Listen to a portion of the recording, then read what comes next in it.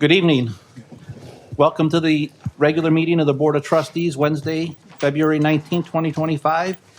At this point, I'd like to call to order, and as we begin, I'd like to remind everyone that this meeting will be conducted in accordance with Board Policy 01.45.00, Meetings of the Board, and Robert's Rules of Order. Our attorney, Brian Copeman, will serve as a parliamentarian to ensure the meeting proceeds professionally. You'll notice that a staff member is present to assist with time management. Per policy, each trustee will have 3 minutes to speak and 2 minutes for rebuttal, with continuous timing observed and only one speaker holding the floor at one time. In alignment with Board Policy 01.0300, I encourage everyone to maintain civility and respect even when expressing different opinions. This commitment to civility is essential to fostering productive and respectful discussions. At this time, item 1.1.1, roll call. Karen, can you call the roll? Trustee Broderick? Present. Trustee Garcia Gann? Present. Who's virtual? Trustee Harris? Present. Trustee Lee? Trustee Morales? Present. Trustee Stamborski? Present. Trustee Queenie? Present. Trustee Bazinski? Present. And we do have a quorum, so we do need to acknowledge Nancy being virtual.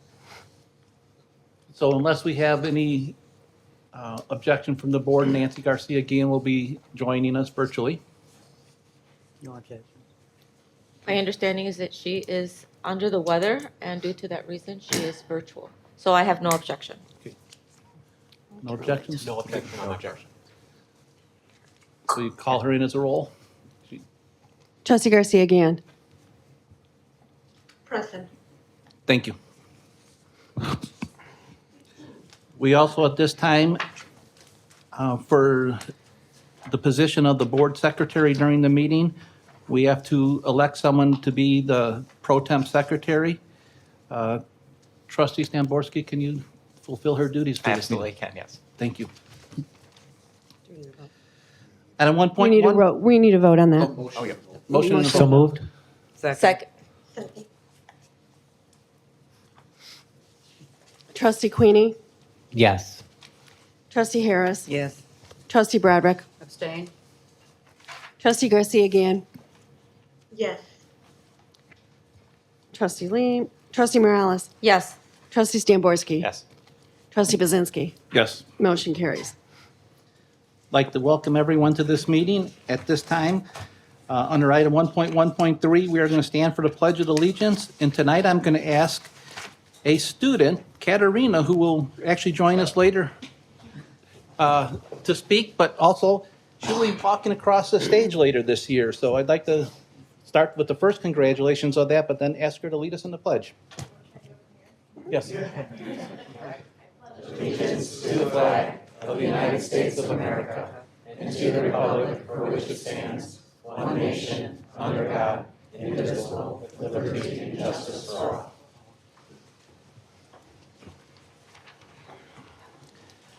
Item 1.2, communications. Kelly Roder-Tonelli. Good evening, everyone. Good evening. Good evening. I'm thrilled to welcome, I think a familiar face to many of you here, Village Administrator Tom Durkin and Heather Wagenblatt, Finance Director for the Village of Shanahan, our wonderful neighbors to the west. I don't know if Mayor Missy showed up yet. Okay, she didn't, but as we all know, wonderful supporter of JJC and always wears purple. So we wanted to invite Tom and Heather today to share with you some really great outcomes of two intergovernmental agency agreements that this board, although a slightly different makeup, approved in 2015 and 2017. And so he's here to share some of the successful outcomes of that. Tom?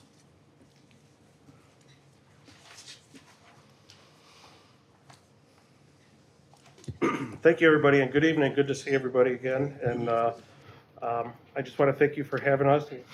Kelly said, Heather Wagenblatt, our finance director, is here with me tonight, and we wanted to give you an update on those couple of projects that we worked together on and that this board, along with the other taxing bodies, really had a hand in making possible. So there are some new faces, so I'm going to take just a few minutes and kind of recap what we did in the past, just to remind everybody and then familiarize those new members with what was done. So Again, as you recall, this board, along with the other taxing bodies, voted unanimously in 2015 and in 2017 to make an investment in the Shanahan community and also within their individual taxing districts by agreeing to two separate resolutions that rebated and abated property taxes generated by the development of properties in Shanahan, known as the Shanahan Corporate Center and Crossroads 55 Business Park.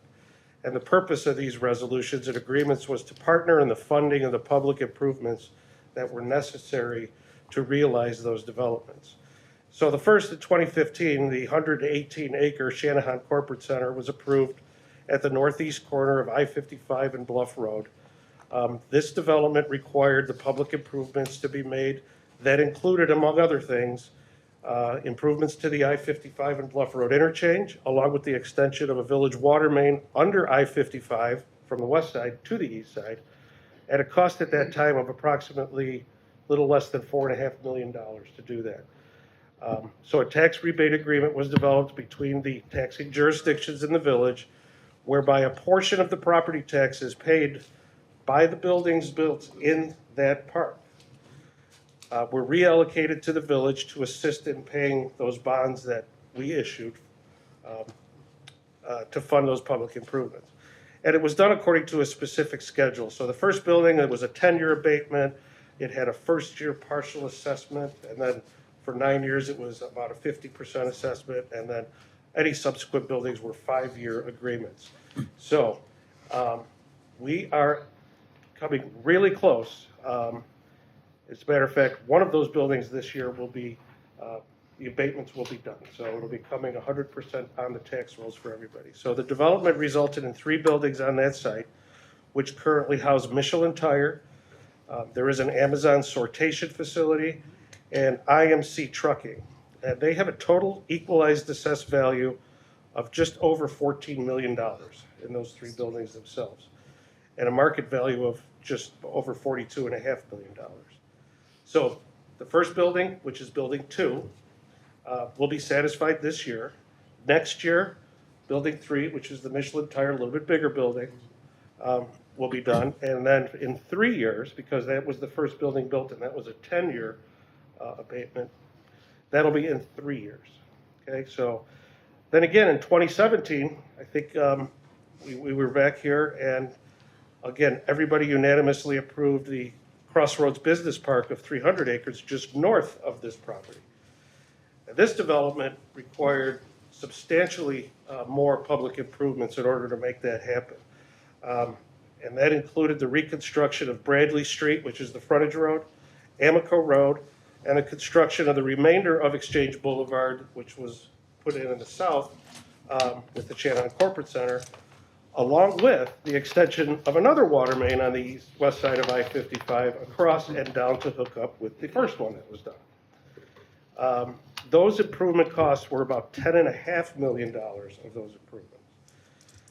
And because this was structured a little different, the village did not issue bonds for this one. This was done as a reimbursement to the developer, again, by utilizing those tax dollars generated from buildings built in that park only. There was an interest component too. So the total abatement, or in that case, was about $12.8 million. This was done also a little different in that each building was a project, and according to state statute, that's where those dollars and caps come from in terms of how much each building can abate back to pay for these improvements. And that would be for a maximum of 10 years, or whether it reached that amount, which is $4 million per project. So the development of this project resulted in 3 more buildings, substantially larger than the other ones in the Shanahan Corporate Center, which currently house an Amazon fulfillment center, Scott's lawn care, mulch and seed and that sort of thing, and Cardinal Health.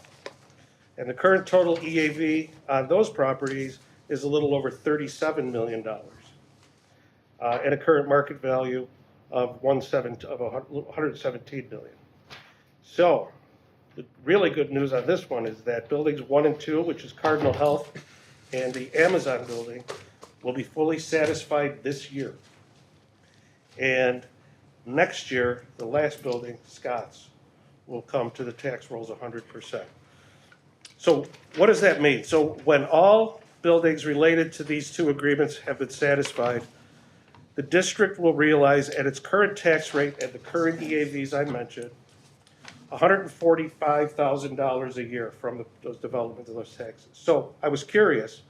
I went back and looked at some other property taxes for similar farmland in that area right now, or vacant undeveloped land, I should say, not just farmland, but vacant undeveloped land. And looked at, if that were still vacant and undeveloped today, what would that pay to the district presently? And in an acreage about that size, about 400 acres, you would realize probably in the neighborhood of $500 a year. So you're going from $500 a year to $145,000 a year in property taxes. So that's the investment. That's the investment that we all made in the future property tax base of our various taxing districts. So on behalf of the Village of Shanahan, thank you. Thank you for investing in our community. The vision and commitment of this board, along with all the other taxing district boards, utilizing an approach such as this is a great example of regional cooperation, and it really should be emulated. And I know it has in other communities that have done this same thing. Not only do the buildings constructed soon, will they soon fully contribute to the non-residential tax base. That's important to all of us because it reduces the reliance on the residents we serve. It also helps create jobs for the community and the region. It could spur additional economic development opportunities, which in this particular case, it also has with some additional buildings in that area that were not subject to any agreements. And it also, increases then the need for residential growth also. And most importantly, I think that we should all remember is that it gives us the ability to continue to provide and improve the services we provide and the programs we provide that our residents expect. So again, thank you on behalf of the village. I'll entertain any questions if anybody has.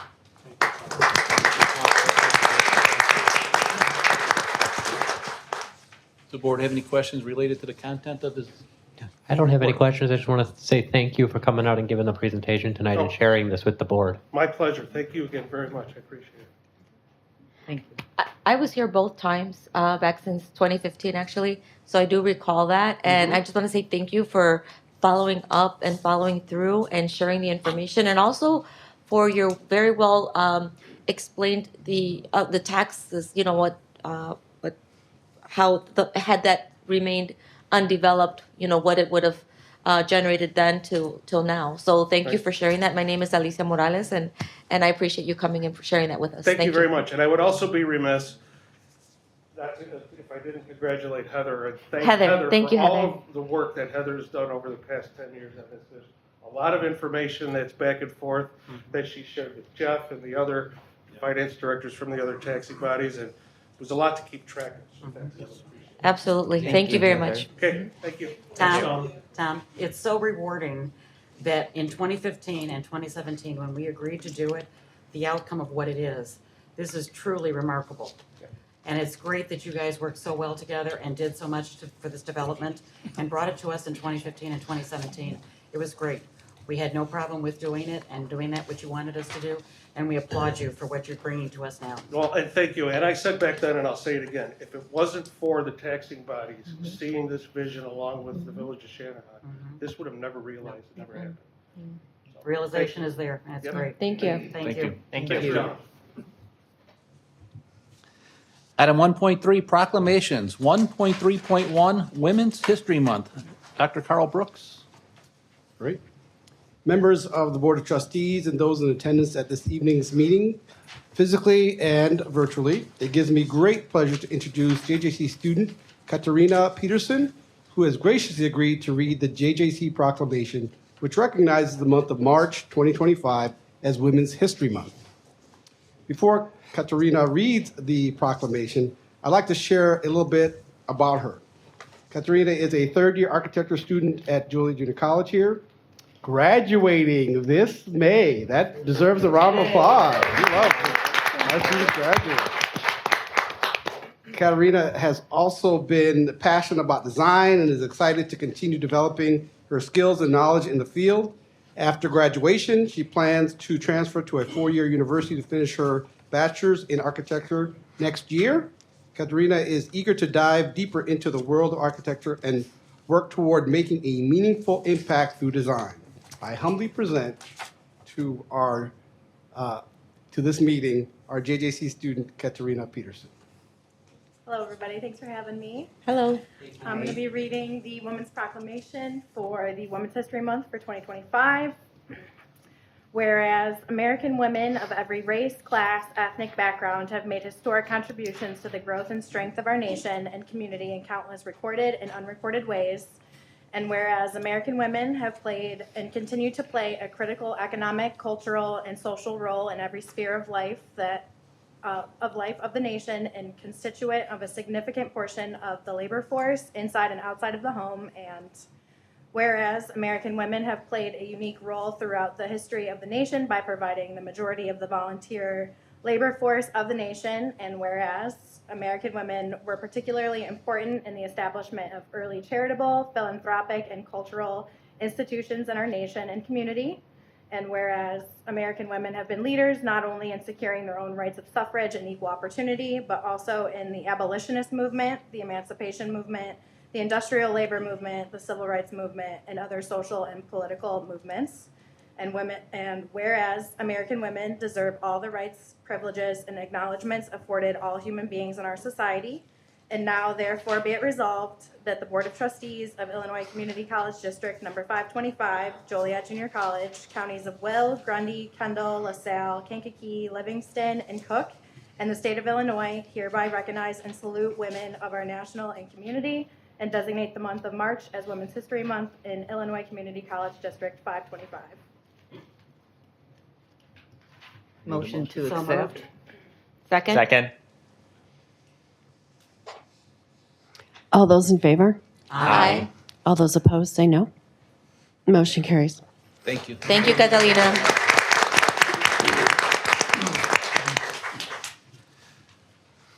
Item 1.3.2, Dr. Barb Marsink, Appreciation Proclamation.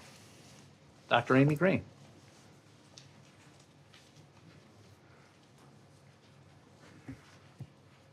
Good evening, Chairman Budzinski, trustees of the board, and JJC community. It is my honor to recognize Dr. Bob Marsink this evening. While there really is no proclamation on this earth that would adequately encompass his illustrious career and truly his unwavering dedication to JJC, I will attempt to share some of the highlights in this proclamation of outstanding leadership and service. Whereas Dr. Robert Marsink has demonstrated unparalleled dedication and commitment to the faculty, students, and community of Joliet Junior College through his exemplary leadership within the Joliet Junior College Faculty Council, AFT Local 604. And whereas Dr. Marsink served as the Union Vice President for an impressive 4 years from 2002 to 2006, during which time he contributed significantly to the advancement of faculty interest, fostering a collaborative and equitable working environment. And whereas Dr. Marsink ascended to the role of Union President, a position he held with distinction for 18 years, championing the rights, the well-being, and the professional development of faculty members with unwavering integrity and resolve. And whereas during his tenure as Union President, Dr. Marsink successfully negotiated 6 contracts, advocated for fair labor practices, and worked tirelessly to enhance the academic and professional environment for all faculty members. And whereas Dr. Marsink has consistently exemplified the core values of leadership, advocacy, and service, leaving an enduring legacy that will benefit future generations of faculty and students alike. And whereas Dr. Marsink served as the advisor for the Blazer since the start of his career in August of 1997. And whereas his steadfast commitment to excellence has garnered the respect and admiration of colleagues, students, and the broader community. Now, therefore, be it resolved that we, the administration, faculty, and staff of Joliet Junior College, do hereby recognize and express our deepest gratitude to Dr. Robert Marsink for his extraordinary service as Union President and Vice President, and for his unwavering dedication to students and the mission and values of Joliet Junior College. Adopted this 19th day of February 2025. So moved. Second. All those in favor say aye. Aye. All those opposed say no. Aye. Motion carries.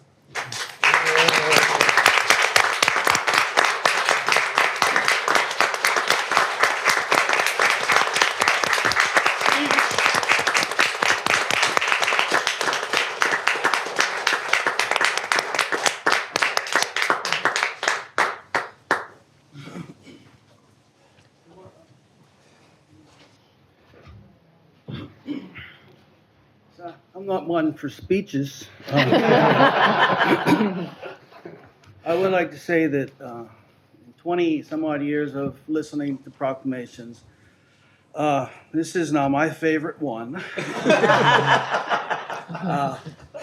Now, when Dr. Namu first said they were going to do something, I was a little uncomfortable with it.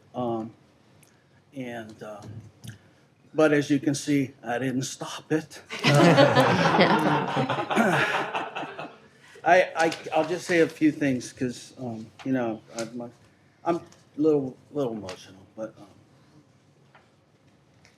it's been my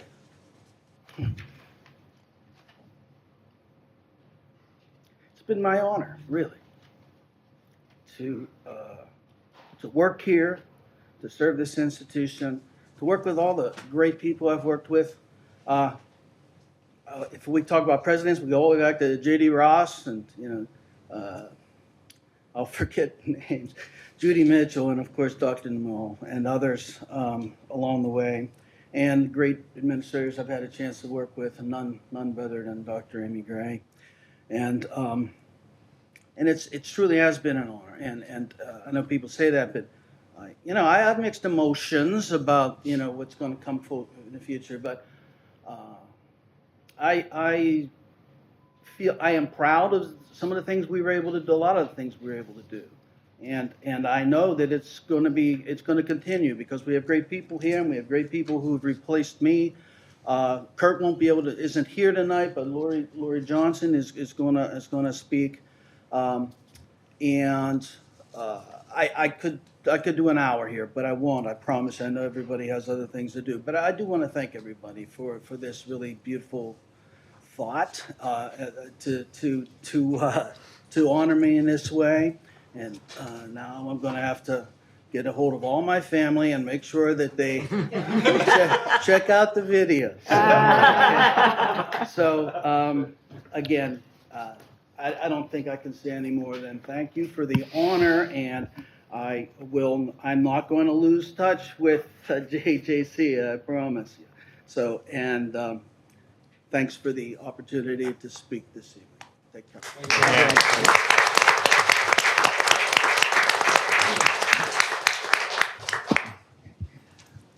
Item 1.4, public comments. Do we have any public comments? None that I'm aware of. Okay, no public comments. We'll move on to 1.5, a moment of silence. Dr. Namuo. Chairman Budzinski and members of the board and members of the JJC community, I'm asking the college community to join me in a moment of silence for the following individuals. Vitalina Rivera, mother of Patty Sanchez in our Human Resources Department, and Judith Boyland, a retiree, an adjunct instructor in fine arts, a retiree with 19 years of service. If I'd like to add one other person to that list, in the Latino Mexican community, a superstar passed away yesterday, a singer named Paquita. So I'd like to add her to the list.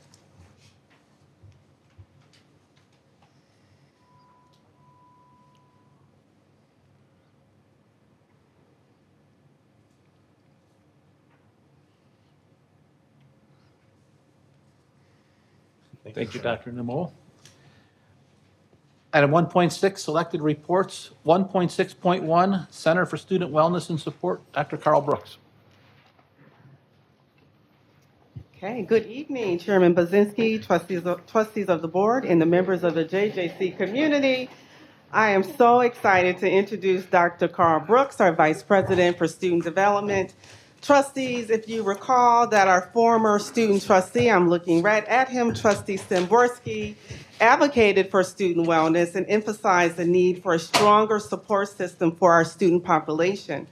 His efforts raised awareness within this administration, and in 2023, a dedicated team at JJC started to explore ways to really enhance wellness for our students. So tonight, Dr. Brooks will guide us through this journey, one that has resulted in creating a newly designed office space and comprehensive student wellness program to support our students. So Dr. Brooks, the floor is yours. Thank you, Dr. Farmer. And it is my pleasure to really represent years of work and contributions to get us to this point. So I'm presenting tonight on the Center for Student Wellness and Support. Thought I'd start this presentation by going to a timeline just to kind of give some perspective of kind of how we got here. Now, student wellness and mental health support in this space has been a commitment of the college for many years. But higher education increased this commitment, and Illinois particularly back in 2019 with the Public Act, the Mental Health Early Action on Campus Act, which really required public colleges and universities to take actionable steps to support the mental health of their students. And a commitment in doing that meant being attentive to how we support our students in this space. So I'll just highlight a few of these things that are on the timeline here.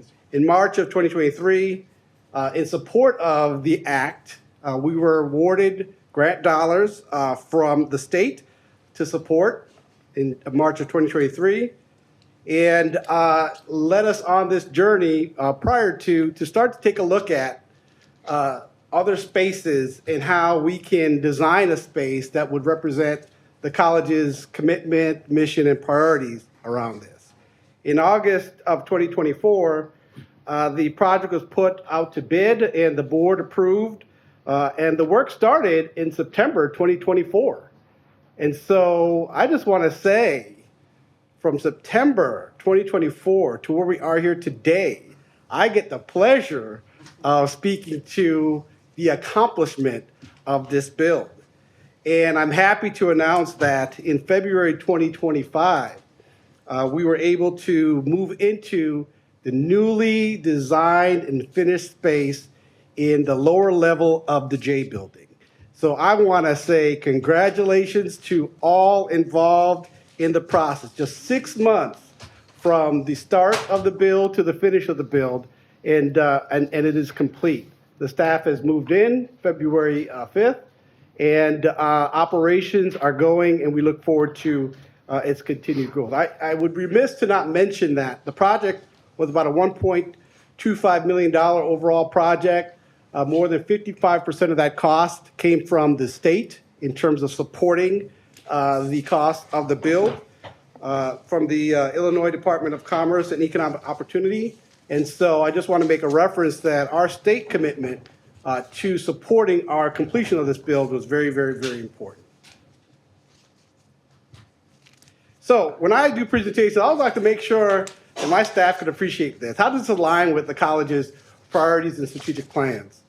I want to make reference to that strategic plan goal 2, crafting an intentional student life cycle, was a priority, and objective 4, increasing students' access to mental health services, was an objective. So the alignment with our strategic plan really speaks to the vision of the college and the direction that we wanted to move this project in. Want to take an opportunity to just kind of quickly highlight and introduce the student wellness and support staff. We have a highly competent staff that currently supports the work of the center, very talented licensed professionals led by our new director that is here this evening, Director Cindy Denzel. I want to acknowledge Cindy in the audience. If you want to stand up and please wave to the audience. She's been here for 3 months helping us get to the finish line, and she's been doing an outstanding job supporting us moving into the new space and also increasing the efficiencies and the operations moving forward. And I just want to say thank you to all of the wellness professionals who support our mission, our vision, our values in providing these important services. I also wanted to express the mission of the space, that what I call the mission that has been recently refreshed, that really reflect in alignment with our overall priorities and the mission of the college. Our mission is to promote the holistic well-being of students by providing accessible, compassionate, and culturally responsive mental health services, rooted in a commitment to equity and inclusion. We honor the diverse identities and experiences of our students, dismantle systemic barriers to care, and empower them with the tools and resources to thrive within the JJC community and beyond. Very strong mission that has been recently refreshed. I'd like to introduce you to some of the services, primary services that the Wellness Center provides. Of course, confidential, brief personal counseling on various issues for our students, case management, workshop, group therapy, and presentations, outreach and student wellness events, consultation and training for our faculty and staff on supporting students facing mental health challenges, which is very, very important. The team of individuals at the institution are the ones that are on the front lines that help us support students and direct them to the critical resources of care that they need. And of course, we have a food pantry and a clothing closet for our students that will operate out of the center as well. I thought no better way to entice you for those who haven't been to the Wellness Center yet in Lower J, 003, to show you some of the pictures of the space, the entrance, the relaxation room, the food pantry, by the way, that is getting filled. I know it's an empty picture right now, but it's getting filled. As well, a nice reception area, classroom, group room, and certainly the individual spaces that our counselors will be doing private counseling. It goes without saying, there are so many people that have been involved in this project.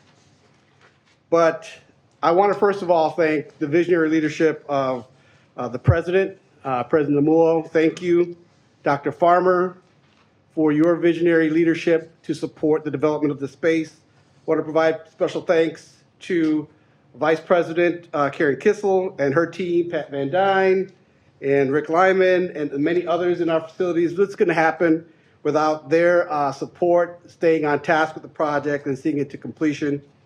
Also, I want to extend thank yous to some of the staff in student development. Dean Cindy Vasquez Barrios for her early work with the project when they were doing site visits and evaluating what space would work best for our team. Dean Bob Morris for his effort and support of completing the project, as well as our new director, Cindy Denzel, who came in and really kind of, grabbed the bulls by the horn and continued to push it to its completion. As well as all the staff that have supported over the journey of this process to see the Center for Student Wellness and Support be completed. So I just want to say thank you for all involved. It is a space that represents who we are. It represents the mission, and most importantly, it represents our values of care for our students and their success. So on that note, I'll take any questions I could reasonably answer. I am so grateful for the opportunity to be here and see this to fruition. Many moons ago, I noticed that there was a distinct need on campus for mental health support for students, especially for those of you remembering coming out of the pandemic years. It's pretty bad. And a lot of times those needs are not as seen. They're not as talked about as much. And a space like this is going to save somebody's life.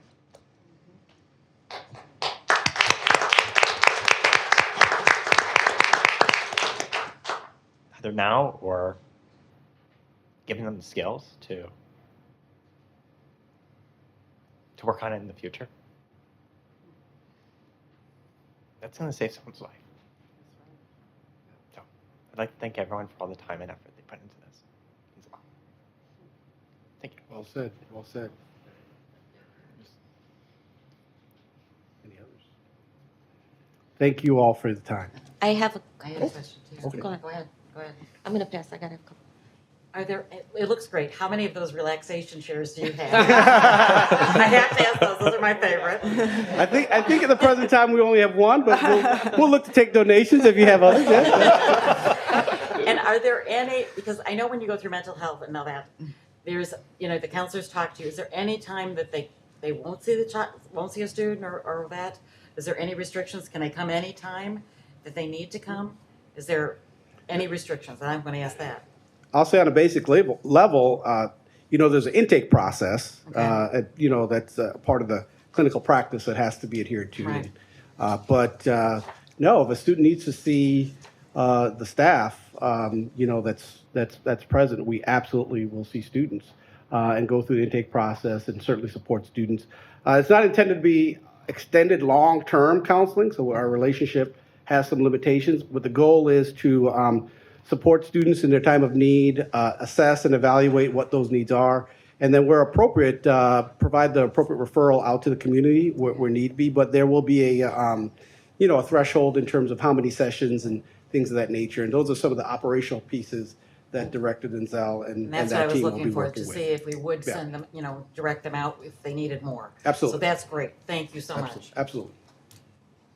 Thank you. Yes.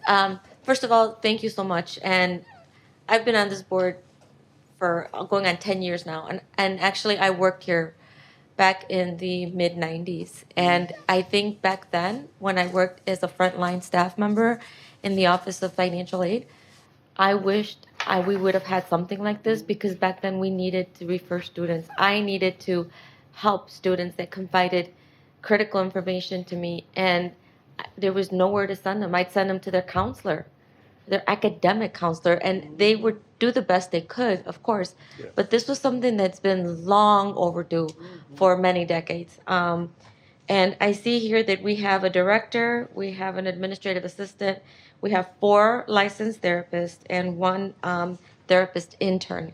Your therapists are, when we talk about therapy, are we doing any type of trauma-informed therapy or cognitive behavioral therapy? Can anybody share a little bit more about the type of therapy we're going to be offering? I will leave it to the professional team. Of course, thank you. Thank you. Yes, all our counselors are trauma trained. So then it depends on the needs of the student, right? So kind of like an example of myself, I am trained in EMDR, which is eye movement desensitization reprocessing. So if someone's going through something, our ability to help de-escalate that and help them through it. Currently, all the staff are trained, board certified trained in trauma training and things like that. And now they're also getting additional training. So it's happening always, because we are always evolving. Situations are evolving, right? So then it's always important to make sure the team and the staff feel supported in their clinical skills so that we can better support students. Does that answer your question? Yes, it does. And I have a couple more real quick. So I know you mentioned, Dr. Brooks mentioned an intake process. Everybody has to go through an intake process. When you reach the limit with students and you refer them out, you're going to be able, you have a referral program, I take it, correct? And then can you just touch on maybe what type of community partners that you have right now where you can refer students out to, or are we too premature in the program to even say that? So we're still building that. I have to Okay. be honest with that. But the thing is, it hasn't stopped us from being able to connect them with people in our resource and things like that. So Okay. it just depends. Because sometimes if students are underinsured or uninsured, that's harder, right? To find something, so it takes longer. So for us, we try to be a bridge until we're able to actually connect them to services. So we have different, depending on if someone needs inpatient, if someone needs, right, there's something called living room, where if you don't want to go hospitalization and things like that, if someone wants to see a certain type of therapists, we use different database and things to help, but that's something also that we're building and growing. But every student that comes through that needs a higher level of care or needs something a little different and what we can offer them, right? We do help them, guide them to it and be the bridge until we can get them there. Okay. Well, I'd like to be one of those bridges for you, only because as the Joliet Township Supervisor, 2 years ago, we also started a mental and behavioral health program to help our Joliet Township residents. And so we have already created that infrastructure with partners. 90% of our clients are uninsured, 10% do have insurance. So we're seeing more and more clients that don't have insurance, and we treat between the ages of 6 to 24 years of age. So we have already a lot of existing partnerships that I'd like to share with you to ask you to join in and facilitate that so that it could be a seamless process and so you can just have a smoother, quicker transition for all of our students here. So yeah, we'll be in touch later. And thank you so much for taking the lead on this. And we are also hiring. So if you know any therapists, we are hiring therapists right now at very good salary. I do need some therapists. But we won't take yours, I promise. We believe healing happens in community, and we do understand that we need the community in order for healing across the board. So thank you so much. Thank you. And we believe in working with intergovernmental other agencies like the city, the county, the college. And we should not be working in silos, right? Because we're all serving the same people. So we should be serving everybody and working with all of our constituents. So yes, thank you so much. Thank you. Trustee Garcia, again, do you have any questions? I know you're remote. We can't see if you raised your hand right now. I did not raise my hand yet, but I was about to. So Okay. Thank you for calling. So first, I wanted to thank you for the wonderful presentation. And again, this is something that is much needed. And again, this is an initiative that has been in progress for a long time, led by our student trustee at that time, and then followed by additional student trustees that continue to believe the importance of mental health, like a lot of us. So thank you for that wonderful work, and thank you for providing a really detailed report on everything that you all are doing to make sure that we're supporting our students. And I look forward to additional updates in the very near future. Thank you. Thank you. Thank you. Do you have anything, Diane? Yeah, I just want to say thank you for being the bridge and thank you for caring. Looking at the photos here, the reception area and the counseling, it just gives a homey look, and sometimes that's the beginning of healing, to know that there is home, a home atmosphere. So thank you for that.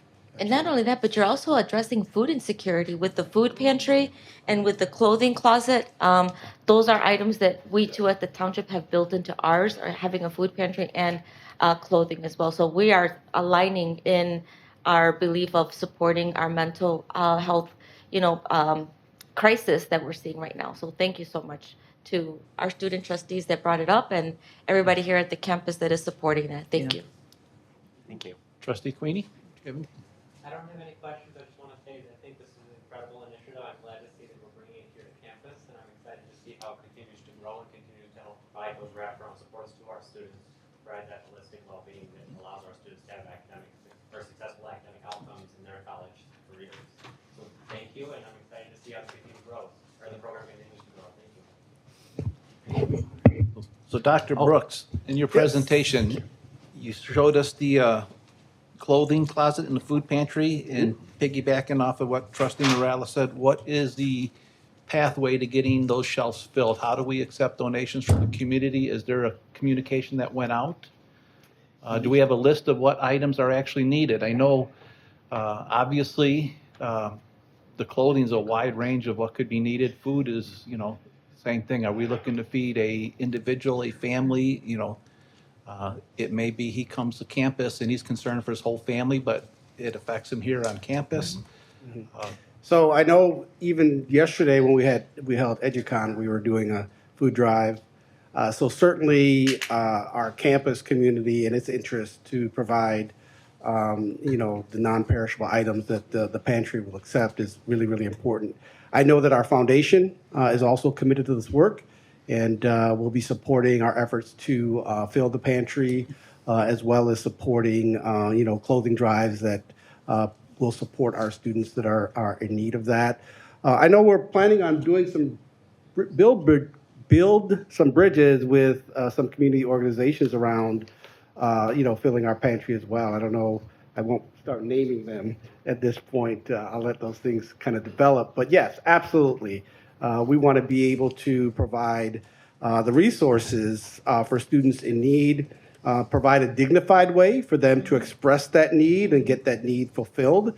And most importantly, this is really about providing care. Right. It's really about representing what we stand for as an institution that believes that we have a responsibility as students pursue their educational aspirations to make sure that it's a holistic wraparound support. And you're able to pursue that more easily when an institution demonstrates that care and recognizes other parts to yourself other than just sitting in the classroom. So I think that's really, really important. Yes. Thank you. I think that's it, sir. Thank you. All right, thank you all.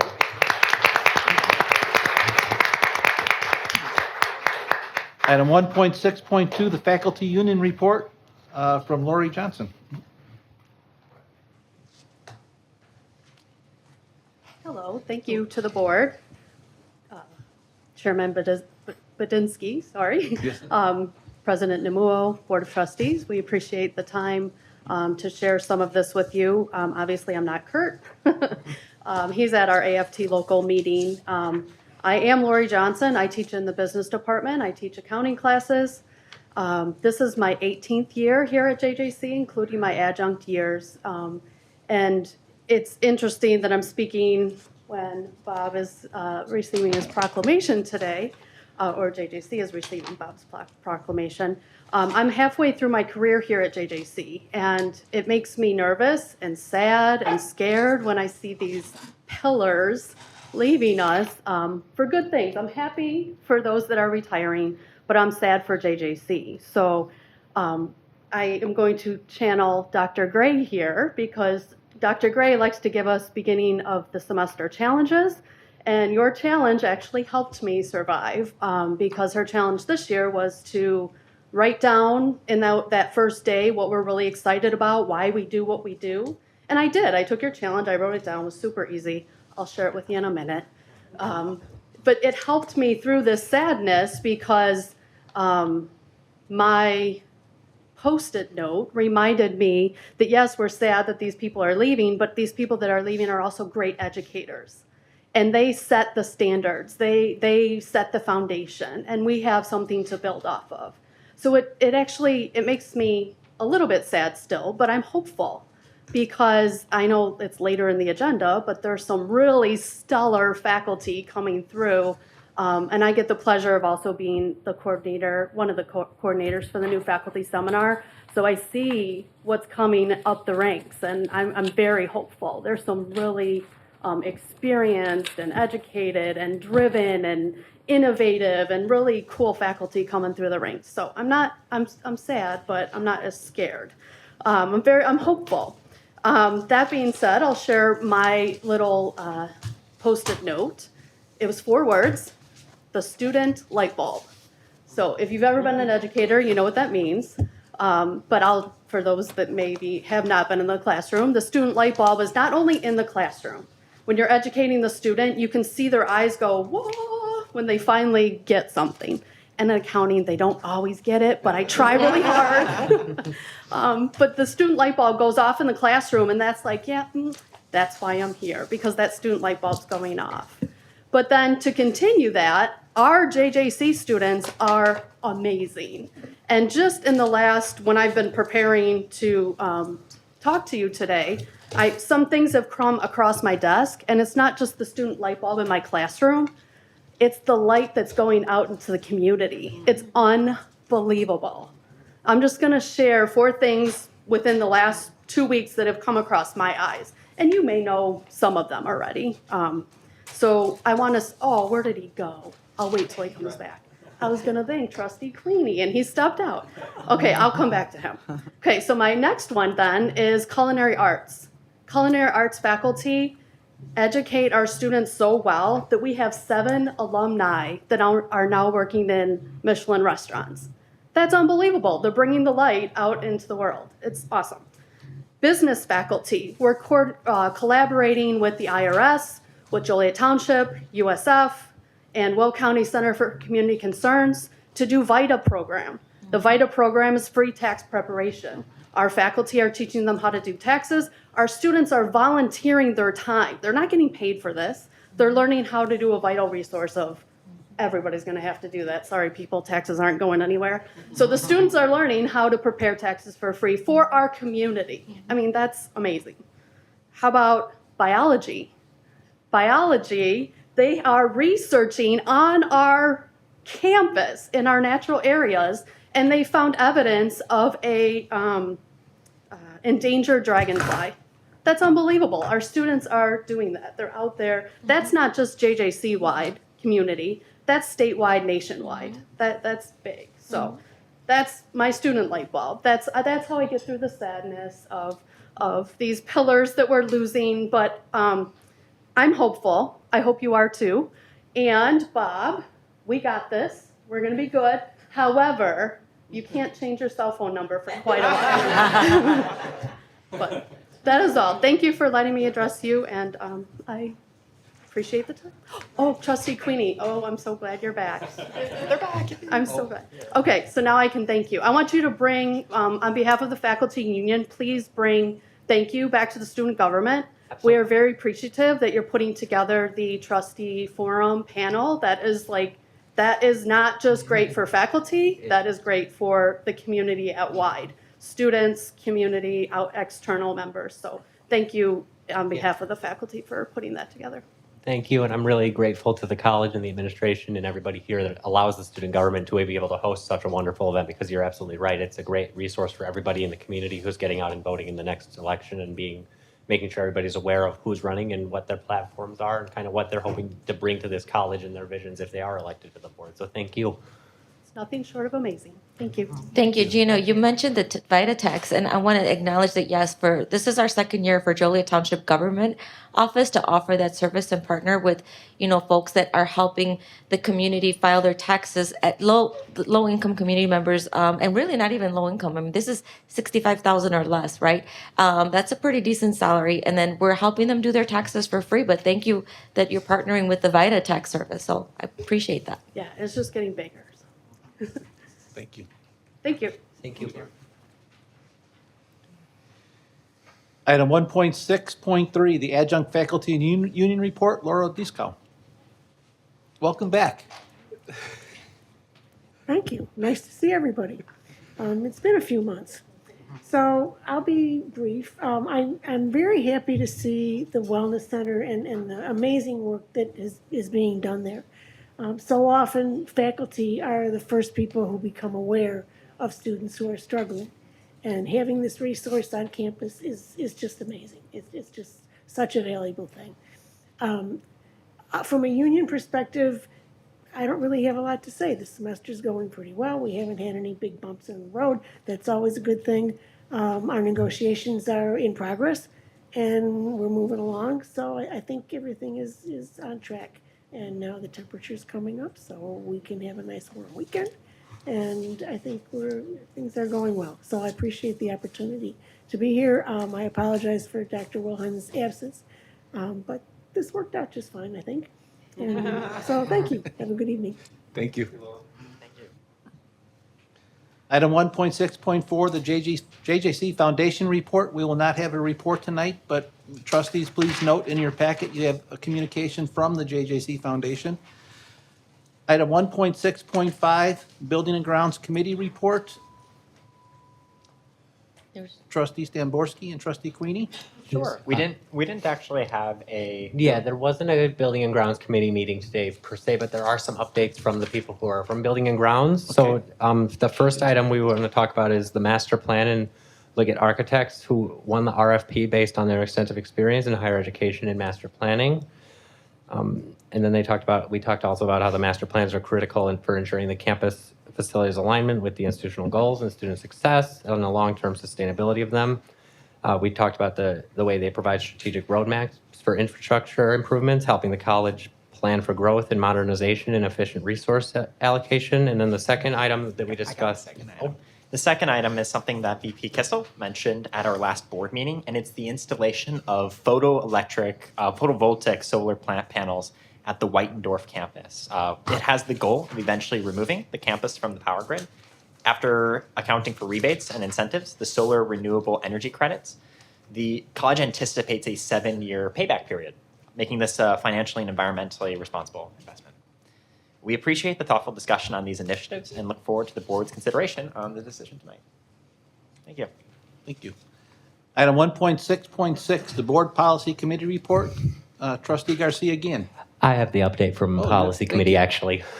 It's just going to be a quick high-level update, kind of talking about the policies that we'll be seeing tonight for first reading. So to start, we're going to be seeing the public comment at board meetings policy come up tonight, and we'll talk about that they're extending times for total amount of minutes assigned per topic from 12 minutes to 15, and then they're also talking about a policy that discusses workplace civility and provides minor modifications to the language and that strengthens that policy. We're also going to be looking at and getting the first read for the employment at will policy, which is 0.2 or 02.03.01, and that will highlight definitions of what employment at will looks like here at JJC. We're also going to talk. We'll be seeing first read for transfer credits, which we'll talk about minor changes to the language that we've made. Then we also looked at the grade policy during our committee, but there was no modifications made. And then tonight for second read, we'll have the travel budget policy for the Board of Trustees, which has some minor modifications to the language clarifying when referring to the secretary instead of secretary assistant to the Board of Trustees. And then this other second read is the parking and motor vehicle codes, which is just coming back for second read, talking about some of the increased prices and accounting for inflation and different options that students have to receive assistance with those fees. But that's all I have, so I yield back my time. Thank you. Thank you. Item 1.6.7, the Finance Committee Report. There was no Finance Committee meeting this month. Thank you. Item 1.6.8, the Student Trustee Report. Right back to you, Mr. Queenie. Thank you. I feel like I'm taking a lot of time talking with all of you tonight, but I have a lot of updates.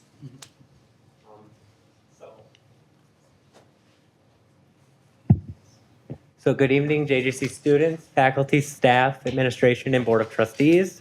My name is Ryan Queenie, and my pronouns are they, them, and here is the student trustee report for the board meeting on February 19th, 2025. So I did cut back some of this, but to start tonight, I want to take the board on a journey to the Community College Baccalaureate Degree Association Conference in Austin, Texas this year, which was 2 weeks ago. I was able to attend there, and before we really get into it, I want to express my gratitude and thanks to Dr. Namuo and his office and this college for helping support this opportunity, and also support the advisor of the student trustee, Amy Sims, who was able to accompany me and help with some of the travel details as well in planning that. So thank you. So we all know community colleges have always played a vital role in connecting communities with the services in that community and really making sure that students have that access to higher education and quality programs. And one of the big things we talked about at the conference with community college baccalaureate degrees is it's no exception to that rule of showing the strength of our community colleges and really what they can bring to the table when it comes to strengthening and empowering students within their communities. And I mean, this is not to say that every student who comes to JJC should be going for a 4-year degree, but rather this is saying that we as a community college should be able to provide that access and accessible support and affordable option to the students who are looking to take that step in earning that next level in their education.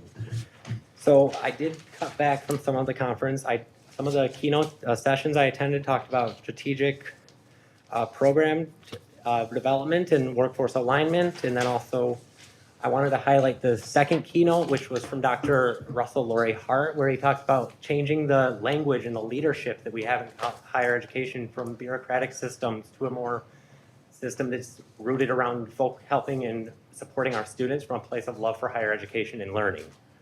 And that really, when they got into the transformative leadership approach, that really talked about infusing that into our systems, infusing that care, that love, and that relational engagement into the leadership for students.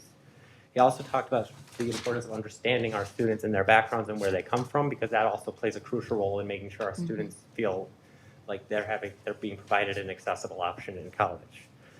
They also discussed the systematic changes that community colleges will be making in transitioning some of those away from some of those bureaucratic systems that are in place currently to systems that are really supported around or centered around supporting that student from the holistic well-being to make sure they're succeeding academically.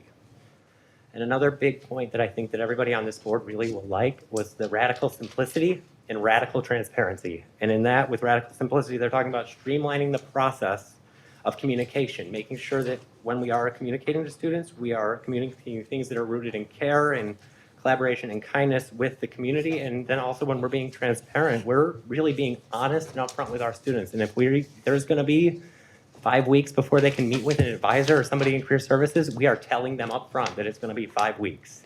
So we're being very transparent in that.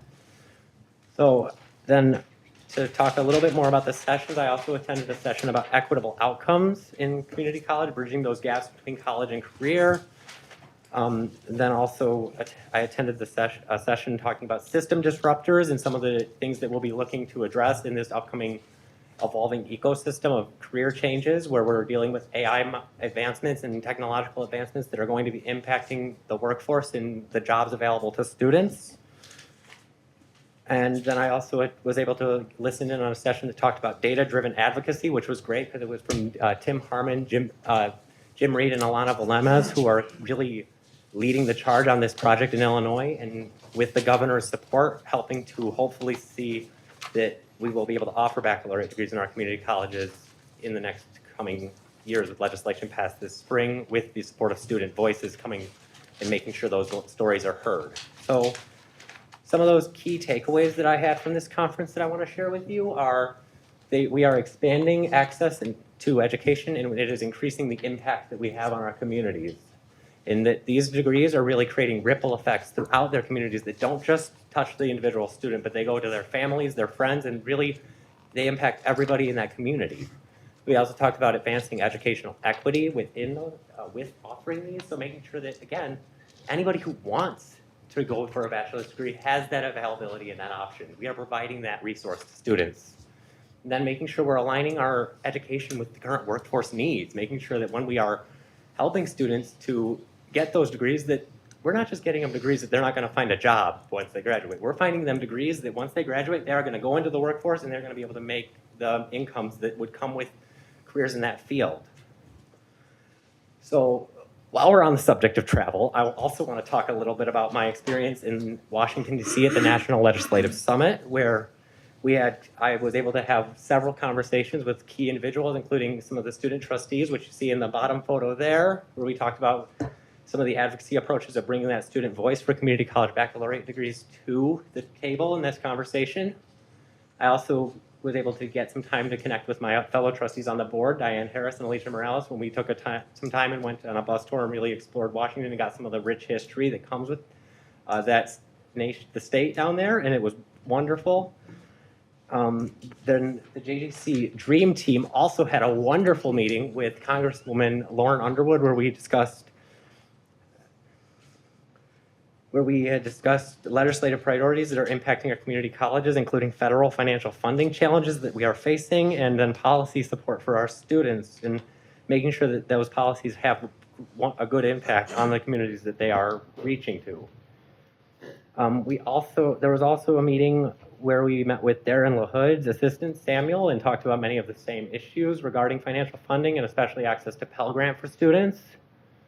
And then there was the ICCTA also hosted a meeting with Senators Dick Durbin and Tammy Duckworth, where they again were answering questions from everybody in the community college world and from different places in Illinois about the different changes that we're expected to face under this new administration. And to finish, I just want to share some of those key takeaways from this conference as well, which really came down to, when I thought about it, the unified voices in action make that difference. When we meet as a team in Washington and we're meeting with our legislators, our collective voice becomes a very powerful tool in advocating for systematic change that is beneficial to all of our students. And then another takeaway was that it's really important that we are advocating right now for our students, and we are standing unified and unwavering in our support for students right now in protecting their rights and making sure that when we do that at a state and college level, the impact is seen and felt at a federal level so that they feel the courage to do the same things to stand up for those student rights. And then another big takeaway was executive orders versus federal law right now, because a lot of executive orders have come down that have caused a lot of stress and anxiety for people in the higher education world. And it's crucial that we remember right now that no single president or person has the authority to change the federal law. That takes an act of Congress and the will of the people for that to happen. And it's just important that we are being aware of the changes that the federal government is making and suggesting, but we are also standing strong in supporting those students. So now we'll get to some of the things that I normally talk about in the board report, which are our recent campus and community events. And I really took some time this month to highlight some of the really cool events that we're doing surrounding Black History Month and some of the great events CMOS is putting together for our students. So to start, on February 11th, the DEI office, along with the CMOS in a collaborative effort, hosted the author Victor Lurkson, who is the author of Built from the Fire, and that is the book that the student book club has been reading this month, that has been, or this semester, that they've been really just taking messages from to help start those conversations around DEI and support and cultural awareness for students. And then also on the 12th, and this was CMOS, they started their series, which is Barbershop and Salon Talks. In this series, the first conversation series surrounded African Americans and the American labor movement. And that was on main campus, and conversations focused really on the influential role of African Americans in shaping the American labor environment and also empowerment and community support. And then also the Black Teen Summit took place in the Event Center on the 14th, where Lauren Underwood actually was able to come and visit the students who came to that event. And unfortunately, I was not able to be there, but I did see some pictures, and it looked like it was a great time for everybody who was in attendance. And then finally, and I have some pictures to share with this, we had students from our Latinos Unidos group attend the United States Hispanic Leadership Institute conference in Chicago this year, where they were able to get some key insights into the emerging, what being leaders and emerging voices in that space looks like. And it was a great experience, and I'm glad that we were able to send some students to be a part of that this year. So now on to the upcoming events, and there are some really great events. Again, we're highlighting a lot of the great events for Black History Month and the CMOS is putting on. So now's the time, if you have your calendars, pull them out and begin marking them. And I did, and you'll also see at each of your stations, I put a little pamphlet for the BSU Masquerade Gala, which is Friday. Tickets are on sale, $15. $15. Everybody can afford that right here, I think. So I'm hoping to see everybody there. That will be in the U Auditorium this Friday. And then also there will be a Ramadan celebration on the 25th next week, but they have not released the location yet, so that it's to be determined. And once we have that, we will be releasing that, and I will be working with CMOS to make sure we can get that out to students who are interested as well.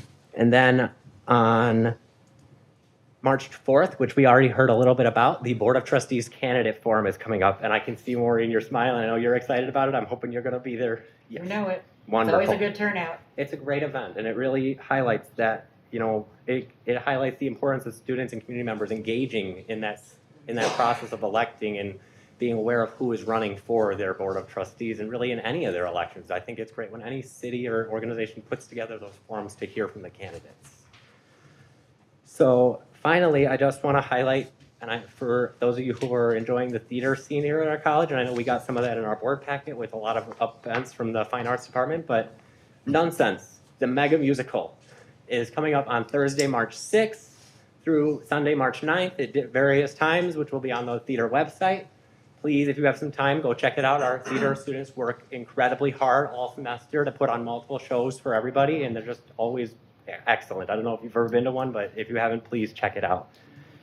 So finally, I just want to take some time to highlight some of the great things happening in our campus and our community and our student lives. And as many of you board members saw today, you had a copy of the Word Eater literary magazine at your desks. And that is because Word Eater has been recognized for excellence by the Realm contest in the National Council of Teachers and Teachers of English, or an honorable mention in their awards for this semester.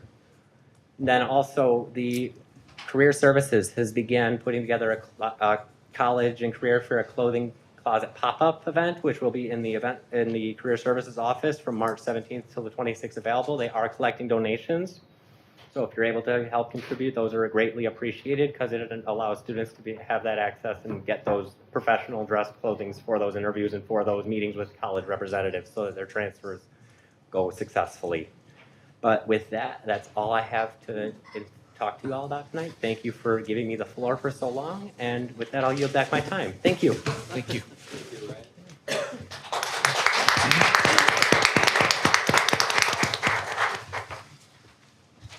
Item 1.6.9, the President's Report. Dr. Klein-Newbold.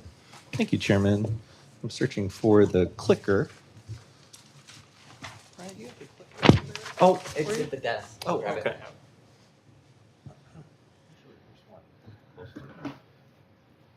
Thanks, Ryan. Thank you. Appreciate it. Oh, there we go. 2 clickers. All right. Okay. All right. Well, Chairman and trustees and members of the JJC community, I'm not sure how to follow that, Ryan. Well done with your report today. You've certainly been busy. And I'd like to start my report first by thanking Tom Durkin, our village administrator over in Channahon. Really appreciate his partnership, and I concur with Trustee Morales. The way he laid it out, I've never really heard it laid out that way, and I hope that the investments that we make, that you all make as a board, I hope our other taxing partners can make those similar presentations. I thought that was fantastic. Shout out to Dr. Marsank, of course. Really appreciate all that he brought. I'm not going to say anything more than what has already been said, but he will be sorely missed here at JJC. I want to give Trustee Stamborski a little bit of a shout out here. And as I was thinking about, and as Dr. Brooks was doing his presentation on the Student Wellness Center, I thought about how important it is for the role of our student trustees to demonstrate courage and leadership, and how Trustee Stamborski, all those many years ago, sitting in Trustee Queenie's seat, really set a very high bar.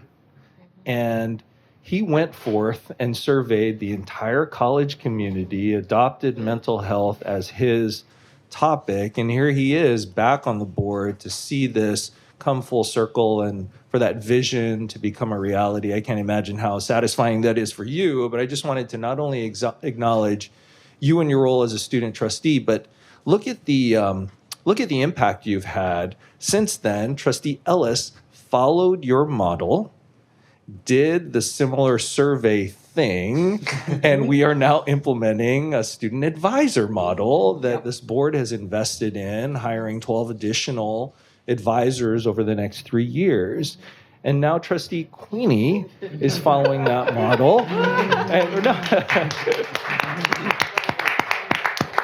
And this will roll out, the details of which you'll learn more and more about as we continue to advocate for bachelor's degrees at community colleges. But already, Trustee Queenie has led the movement that has resulted in over 2,400 student responses statewide that will inform our advocacy in Springfield as we seek the authority to offer bachelor's degrees. So did I do that? Yeah. Stamborski, did I do your efforts justice 3 years ago? Congratulations to you for your leadership there.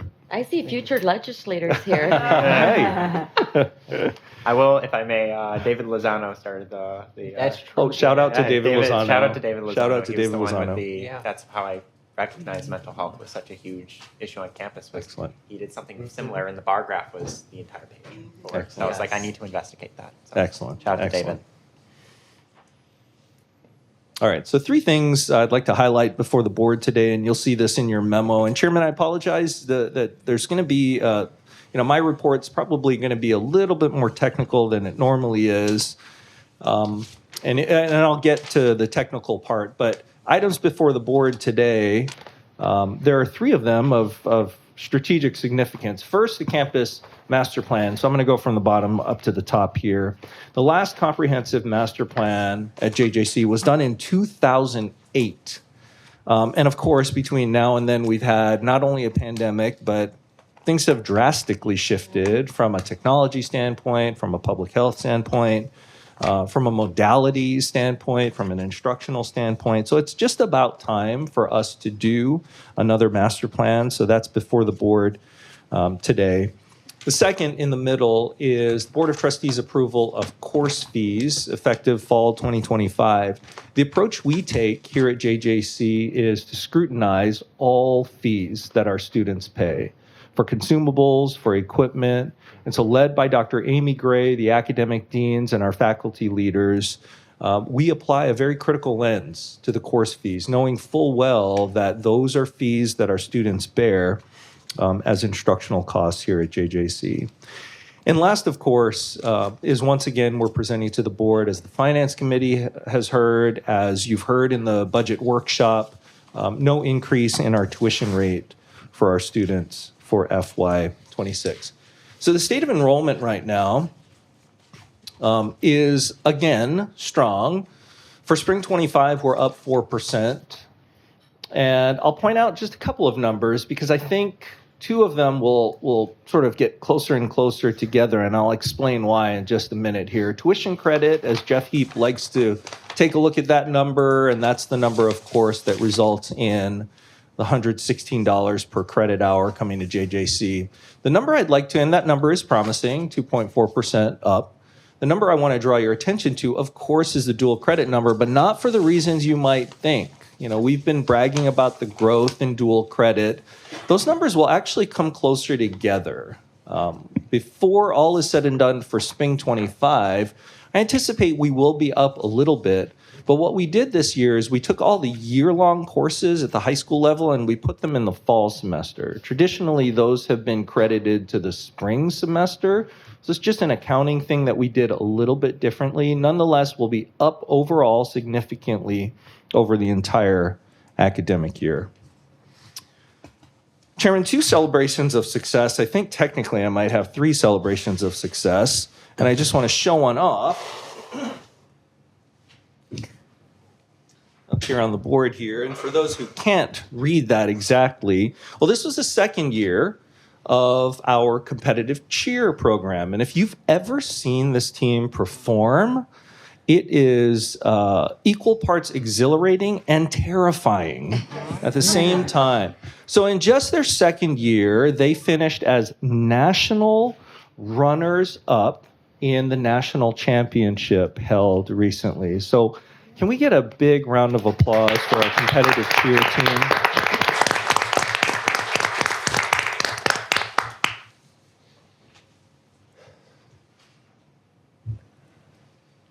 Don't break it, don't break it, don't break it, don't break it.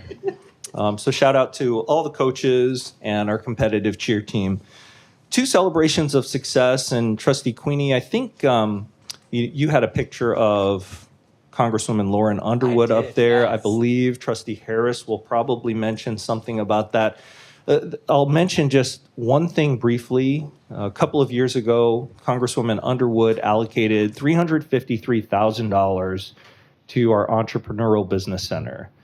Now, what that has allowed us to do is break free, really, of the confines of the Small Business Development Center model funded by the SBA.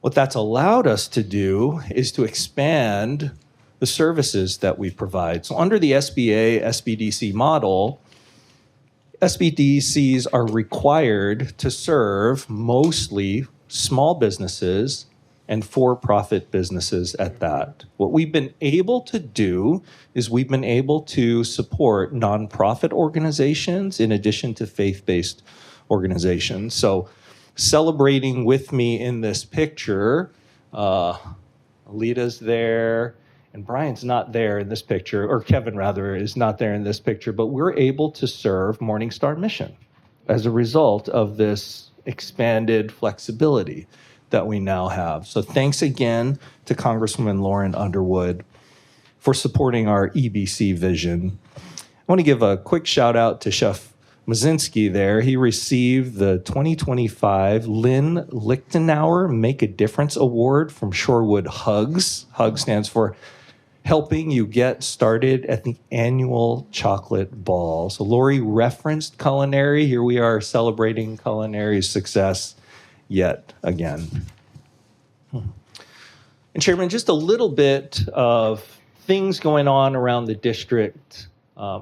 We were really pleased to host Natalie Manley and her staff, Aaron Gallagher, here in this very room. As you can see, Natalie's been a strong advocate of JJC, just a huge proponent of what we do. And she was here primarily to learn how she could support us in the upcoming legislative session. Shout out to Isaiah there, who was at Martin Luther King celebration, one of our SGA.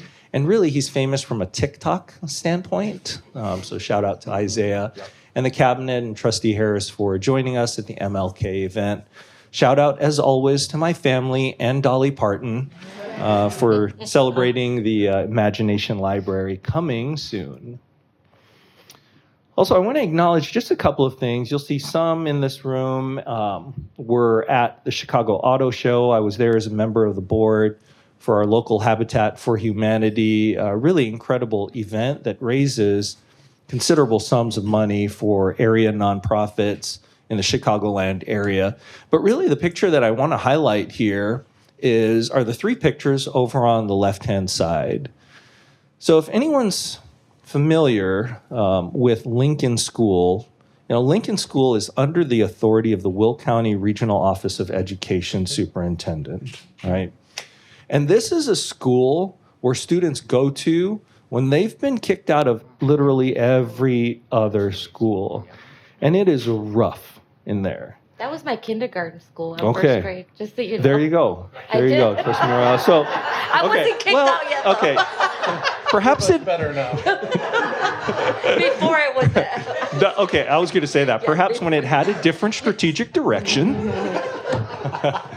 Now, though, however, I mean, it's rough. But to see the students there engaging with their teachers and their instructors, and mind you, there's not a lot of direct instruction. A lot of the instruction happens online in labs in this space, except for one thing that they do. There is a food safety course that they do, and they were making pico de gallo on this day at Lincoln School, and they were doing it as a dual credit class at JJC. Wow. So I just wanted to highlight that. I thought it was a really cool thing. So shout out to the Will County Regional Superintendent, Dr. Lisa Caparelli-Ruff, for the invite. She's doing great work out there. Yeah, absolutely. And you said it's rough. She's rough. No, stop. It's rough. The school. The school. Yeah. The school. But she's rough. Okay. No comment, Trustee Harris. No comment. Don't get me in trouble. That's a good thing, though. Absolutely. So we celebrated our partnership with the YMCA, an organization I'm very familiar with. As many of you know, I serve on that board as well. Really shout out to Angie, shout out to Greg, shout out to all of our our athletics leaders in the area who made this possible. The YMCA has staff on site now in the event center. And as you know, they've committed to building a new YMCA in Shorewood. They'll be vacating the Gallowich YMCA at some point. Yet they remain committed to the Joliet community in a variety of different ways through childcare at local elementary schools and now through JJC. So students, youth, kids who would have otherwise participated in events at the Gallowich YMCA will now participate in events at our state-of-the-arts event center. So I think it's something, Chairman, that we should all be very proud of, this partnership. I promise to only use this slide, Trustee Harris, to sort of highlight some things, because I know you've got some things to share, and Trustee Queenie, you've shared some pictures, and I think we've got the same pictures on the next slide. Really honored to be a part of the advisory, GHANG's advisory group of presidents. And he uses us very strategically. We've got a call tomorrow, in fact, to help advise him on some issues. There were 1,400 people at NLS this year. And the energy in the room was palpable. because as Trustee Queenie mentioned, there's a lot of chaos, hysteria, discussion and discourse at the federal level. But what ACCT did this year is provide us with some context, some information, some resources, both from a political standpoint and an economic standpoint, that really helped us all to understand a little bit better all of that which we were seeing. And again, I'm just going to go through these. I won't focus on that. Speaking of former trustee Aisha Ellis, Aisha gave the intro to Lauren Underwood here, just a great celebration of our Black Teen Summit event that we hold annually each year. As Dr. Brooks mentioned, we had EduCon yesterday, which was a college-wide event. Dr. Farmer and I were able to provide a welcome, but really the highlight of the event for me was the panel of employees talking about what leadership meant to them under the theme of lead from where you are. We had faculty, staff, and groundskeepers on that panel, and I thought it created several powerful moments and acknowledged the contributions of our employees. Trustee Queenie, I thought you'd share this slide, but Main Street again was a huge success. The only reason I didn't bring it up was because last month I was talking about Main Street in my report then. Gotcha. Well, shout out to all the clubs that were featured over in Main Street. And Chairman, each month I take a moment to acknowledge a group of employees or an employee. And give me just a second here because I'd want to get this right. I think about this group at the start of each semester. Having been a department chair, having been a professor, having been a dean, I think a lot about the work that our administrative assistants do at JJC. Oftentimes, they're the unsung heroes. They're the ones who get all the bad information, never really get a lot of the accolades, but they make our college run, from facilities to our science department, from the dean's offices to supporting every single member of cabinet.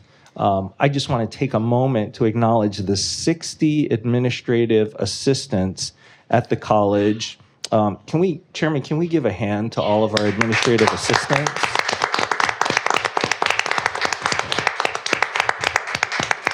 We weren't able to get pictures of all of them because they're so busy. And then as soon as we snapped this picture, they all went straight back to work. So shout out to all of our administrative assistants. Last thing, Chairman, today was a really special day, I think, in the history of community colleges in Illinois. At noon, Governor Pritzker announced his support for the Community College Baccalaureate Initiative.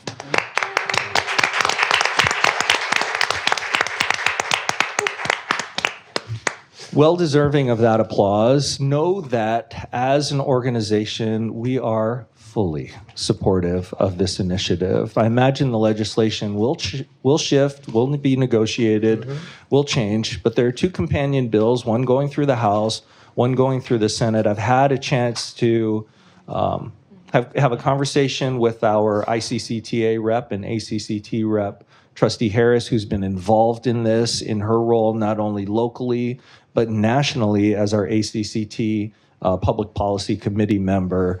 Chairman, this is a moment. We had a call right after the governor's State of the State today with presidents statewide, and I would offer that the presidents who have been around more than 5 years were giddy about it. First of all, they couldn't believe that it was happening, but just for a sitting governor to throw his support behind this initiative is huge. So we intend to seize this opportunity and make this happen for the communities we serve. And with that, Chairman, I'll yield back. Thank you. Can I ask a question? You know that I listened to your podcast from the AACC, and you were talking for about 40 minutes about all the things related to design thinking. And I was extremely excited to hear all of the things that you were saying. Is there any chance that you can share that with the community? Because I think all of the points that you mentioned were well taken, and the person that was with you, she was highly excited about everything that you said, and I was totally astounded by all of the different principles that were involved, the design thinking theories that went into the process of it. I don't think we all know it. I think we just kind of assume what it is when we saw the marshmallow trick that you did. And, you know, I mean, I know that was what you mentioned on it. I Yeah. listened very carefully to the podcast. I appreciate that, Trustee Broderick. But I think if we know more about it, because what I understood too was the community involvement with our K through 5, that, you know, what we're doing in the 12 by 12, of course. But I think there's more to it than what meets the eyes of us understanding as trustees. So if you could share some of that maybe at the next meeting or whenever, that would be great. Sure. So you were one of my 7 listeners to that Yes, I podcast, was. Trustee Broderick. I gotta tell you, I listened very well to it. I took notes. No, listen. I took notes. Chairman, just one final comment about that. I will share that with the board again, and really appreciate that you took the time to listen to that. I will share it broadly as well. It's something, you know, it's certainly a point of pride. Not only the things we've been able to do collaboratively as a college, but the framework that we've used, you know, it gets a little technical. But I will share that out, and thank you for highlighting that. And I love the 33 proposals that are in this project that you're talking about. The virtual tours, the 360 tours, incorporating an AI with a persona.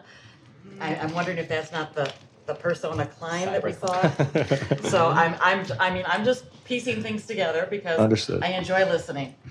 Yeah, I appreciate that, Trustee Broderick. We are famously allergic to mediocrity here at Joliet Junior College. I don't know if you've heard that or not. No. Yes. Chairman, with that, I'll yield back. Thank you. Item 1.7. At this time, the chair requests for a closed discussion under 2C6 and 2C11. So moved. Second.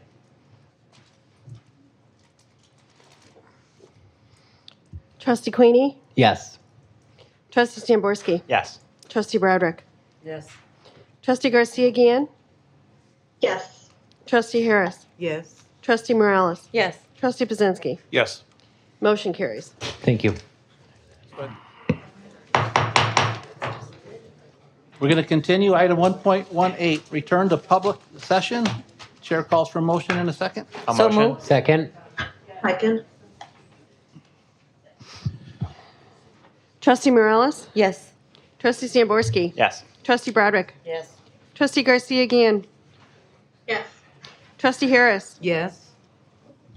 Trustee Queenie? Yes. Trustee Pazinski? Yes. Motion carries. Item 1.9.1, approval of minutes for the regular meeting held on January 15th, 2025. So moved. So moved. Second.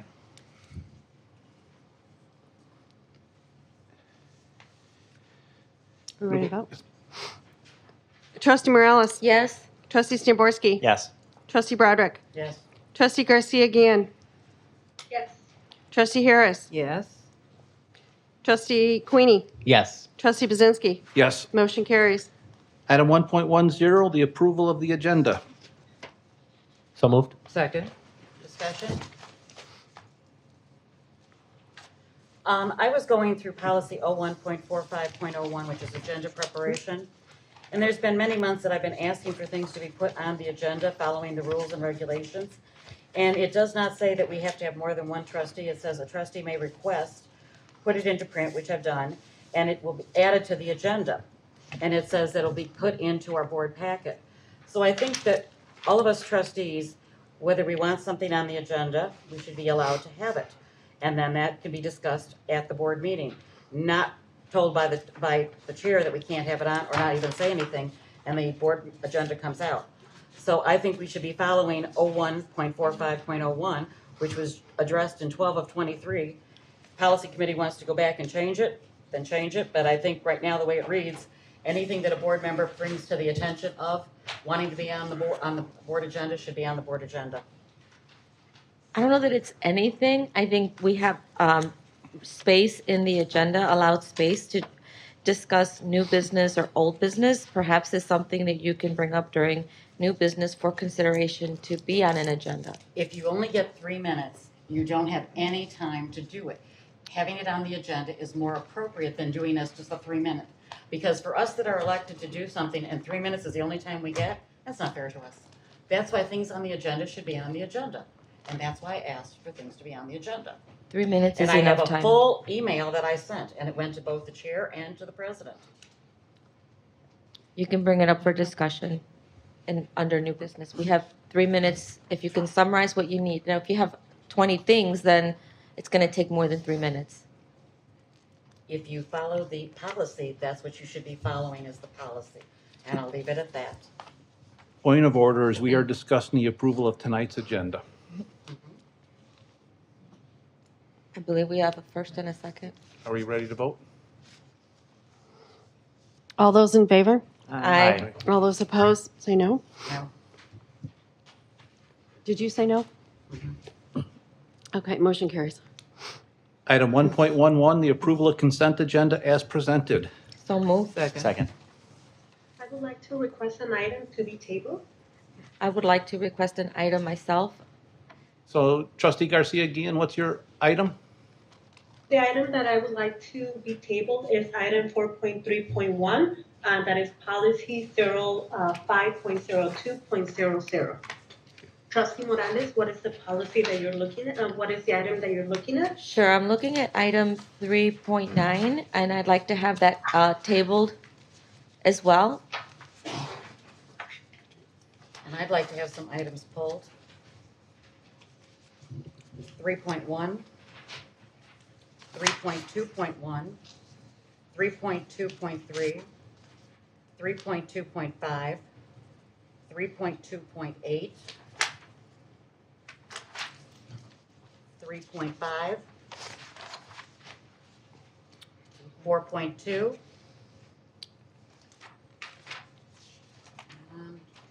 hold on 1 second.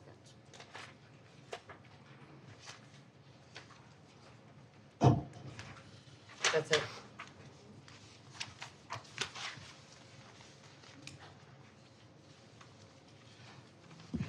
Mr. Chairman, just for clarification, trustee Garcia Guillen and trustee Morales used the word table.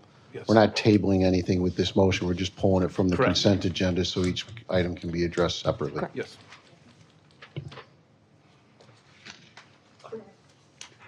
Are we ready to vote? Yes. Ready to move forward?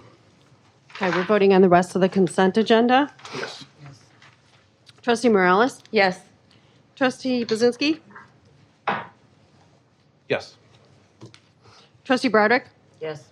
Trustee Garcia Guillen? Yes. Trustee Harris? Yes. Trustee Stamborski? Yes. Trustee Queenie? Yes. Motion carries.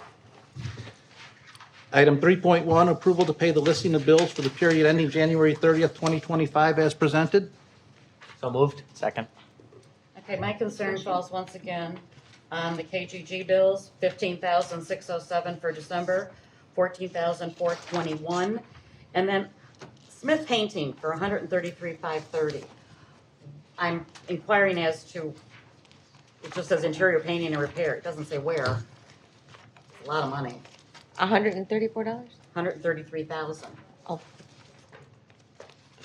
Dr. Namul, if I may, call BP Kissel. I'm sorry, was it about Smith painting bills? That's correct. As it relates to the Smith painting bills, it's for painting that was done all across campus during break. So is all across campus then? Yes. Thank you. And then I do have a question too on things that showed up in regards to, and I don't know where we talk about this, trustee budget information, does that fall under bills? Because you have a certain area of bills and you have the trustee that nobody gets approved, and it shows that we're supposed to have board approval when we do board travel. In policy 01.40.00 on board travel. So I have some concerns there in regards to, we have 3 trustees that are going to be looking at going to Hawaii, and I've seen bills already come through for that. And the fact is, trustee Harris already went to the GLI in November and December of 2023. Alicia went to the GLI in November and December of 2022 with me. And these are annual. they're not, yeah, but you don't go annually. No, I know. I Let her hardly ever speak. go. Point of order, let her, it's her time, let her speak. Let me speak. So my concern is that trustee Harris went to the NLS under as a trustee. So that's where hers was covered. Your amount is not covered because it wasn't ICCTA or ACCT. Yours is blanket. Vice chairwoman. Pardon me? I'm the vice chairwoman. Stop. That doesn't mean anything. Point of order. Give her time back, let her finish. So technically, your money that you use for the NLS should come out of your ACCT account and not enable you to go to Hawaii, because the Hawaii trip for Trustee Harris, she just went. She went in 2023, the end of 2023. You went in 2022. Your funds were used to go to NLS from the ACCT because it shouldn't have come out of anything other than that. Because NLS is for trustees, not for any delegate for ICCTA or ACCT. And then in regards to Nancy Garcia, Trustee Garcia, I have her with 5 absences, which puts her in not a good standing. So not a good standing trustee should not be a chair of a committee nor go and travel, per your guidelines of committees of the board 01.27.00 and board travel 01.0.00.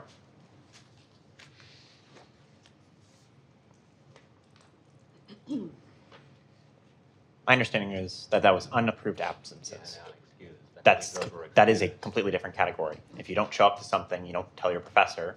That's showing up if you send an email and say, "Hey, I can't be here for this reason." To my understanding, that's what Trustee Garcia did. Yeah, so those are There are excused five. absences. There are 5 things. 5 And you weren't here at the absences. time. So if that be the case, there was 2 I don't think workshops she that's didn't meet, relevant. 2 policy meetings, and a board meeting. And those are excused absences. I've never heard of what the excuse was, so you know what? It wasn't mentioned. So that is, you're very detailed with myself and Michelle Lee, Trustee Lee. You guys have 5 meetings that she's missed. And of that, when the September thing came, when the directors was changed, there was 4 Point of missing. order, you're out of time. You're not the curator of that. Can I be recognized briefly? Yes. Trustee Morales? I'm sorry, Trustee Garcia again? You're okay. So I'm not even going to acknowledge the lack of ability to actually look at the full policy, Trustee Broderick, because again, it clearly states absences that have not been excused. I have communicated with who I need to communicate when I'm not able to make it, and I do not need to provide an explanation to anyone else, including yourself, about the reason why I cannot make it, as long as I communicate with the correct person or people that I need to communicate. In terms of our budget, again, someone that needs to be at any community event or represent our JJC needs to be in good standing.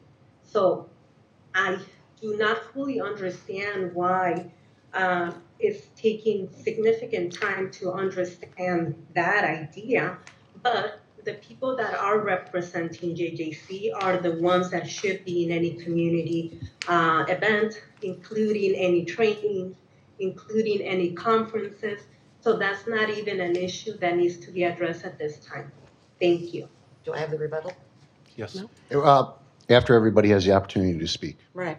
Well, I I'm don't just know asked- if I others, just yeah. asked. So regarding this whole issue, you brought this to my attention via email, and I responded to the email. The email stated policy only. You accused me of harassing you when I quoted policy.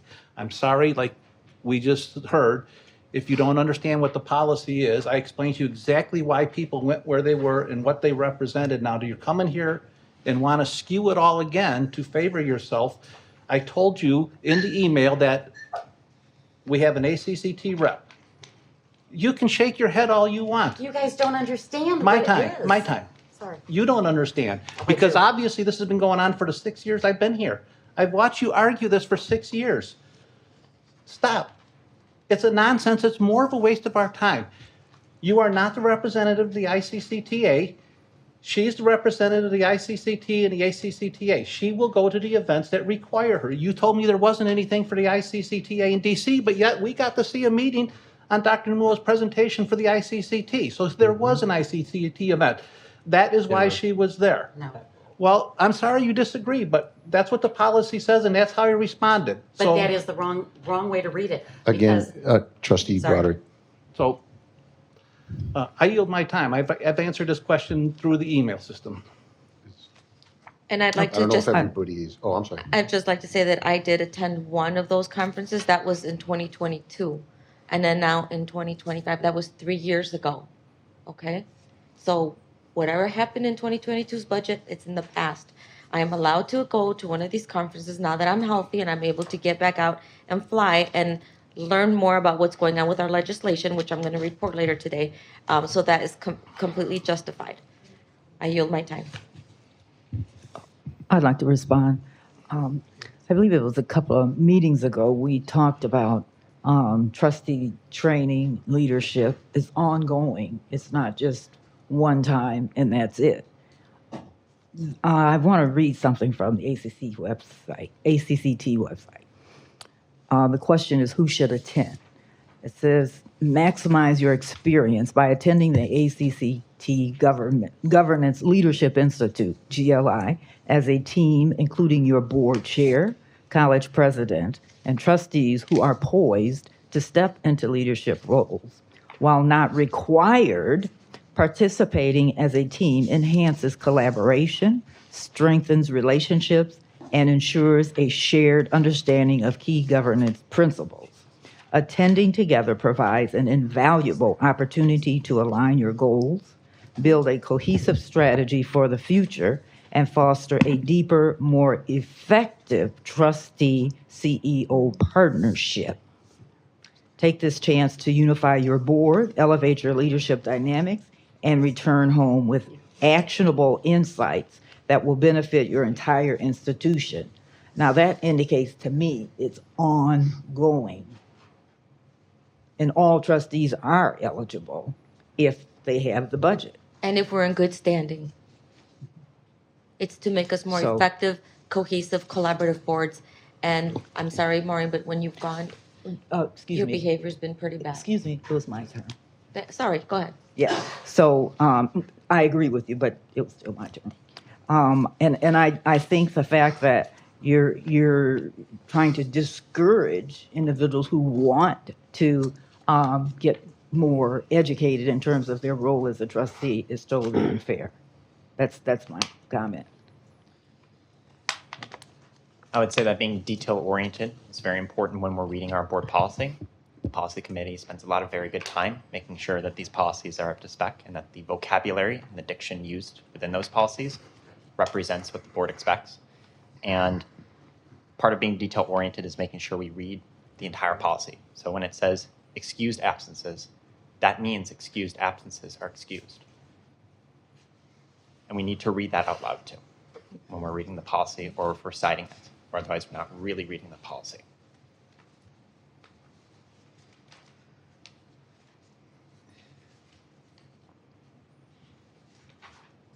Trustee Queenie? I think really everything that has needed to be said has been said. I think we have some good points about the excused absences that do apply to all trustees, and I think that we also have policies that lay out what is an excused absence and what isn't an acceptable reason to not be in attendance at the board meeting, where we provide lots of flexibility.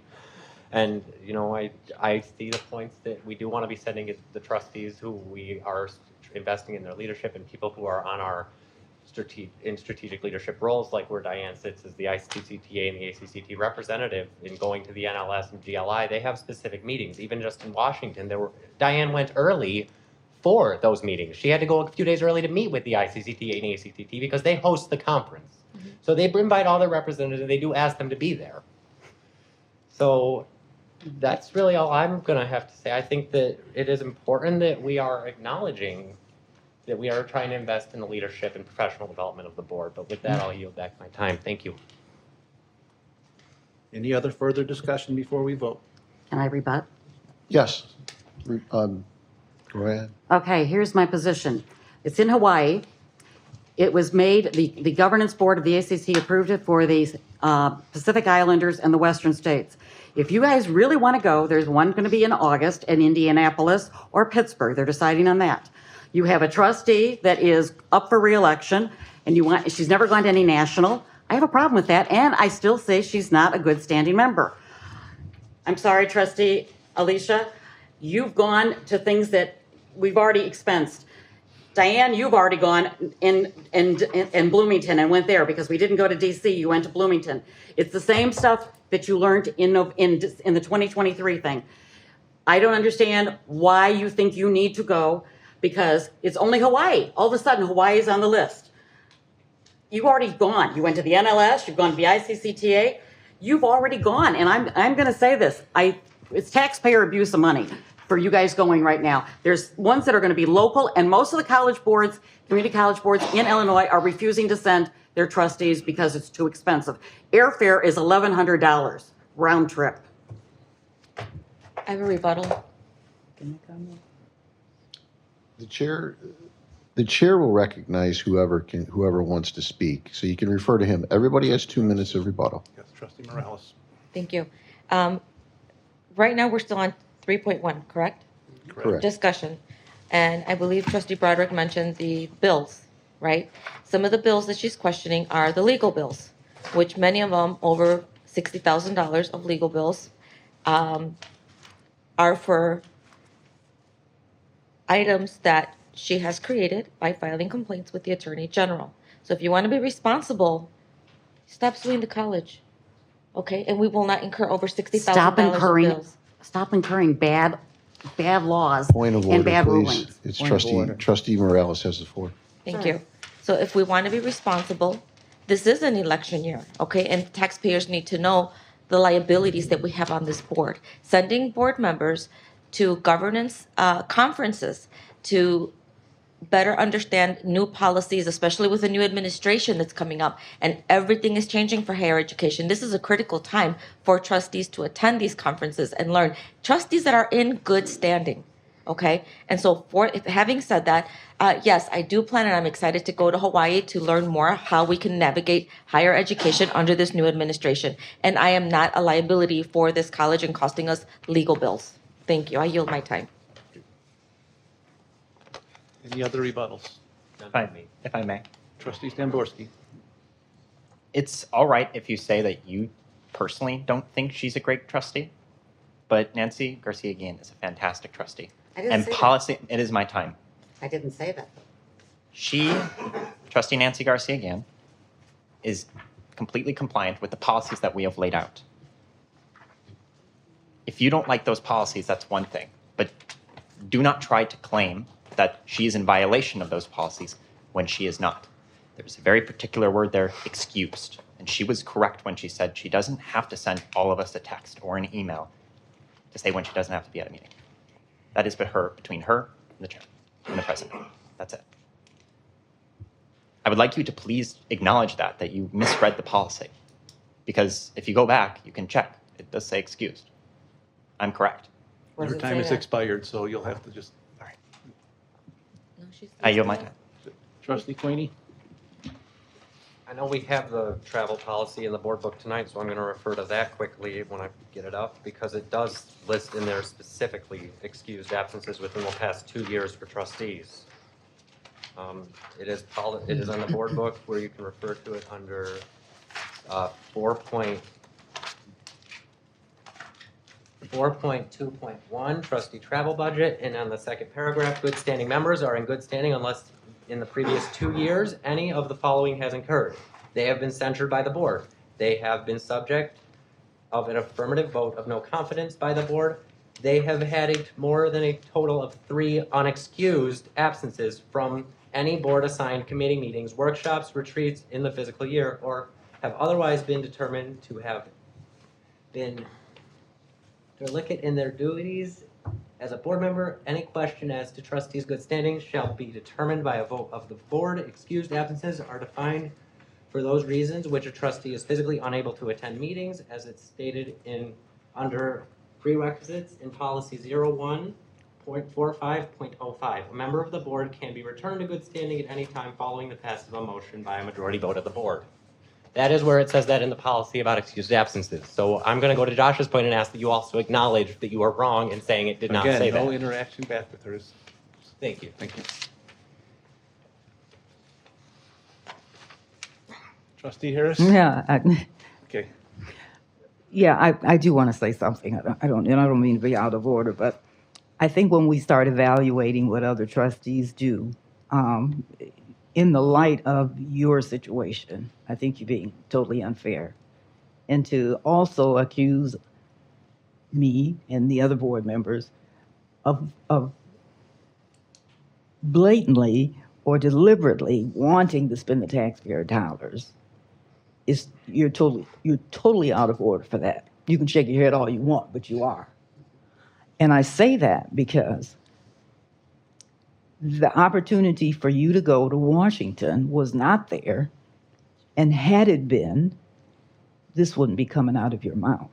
That's why you're being totally unfair.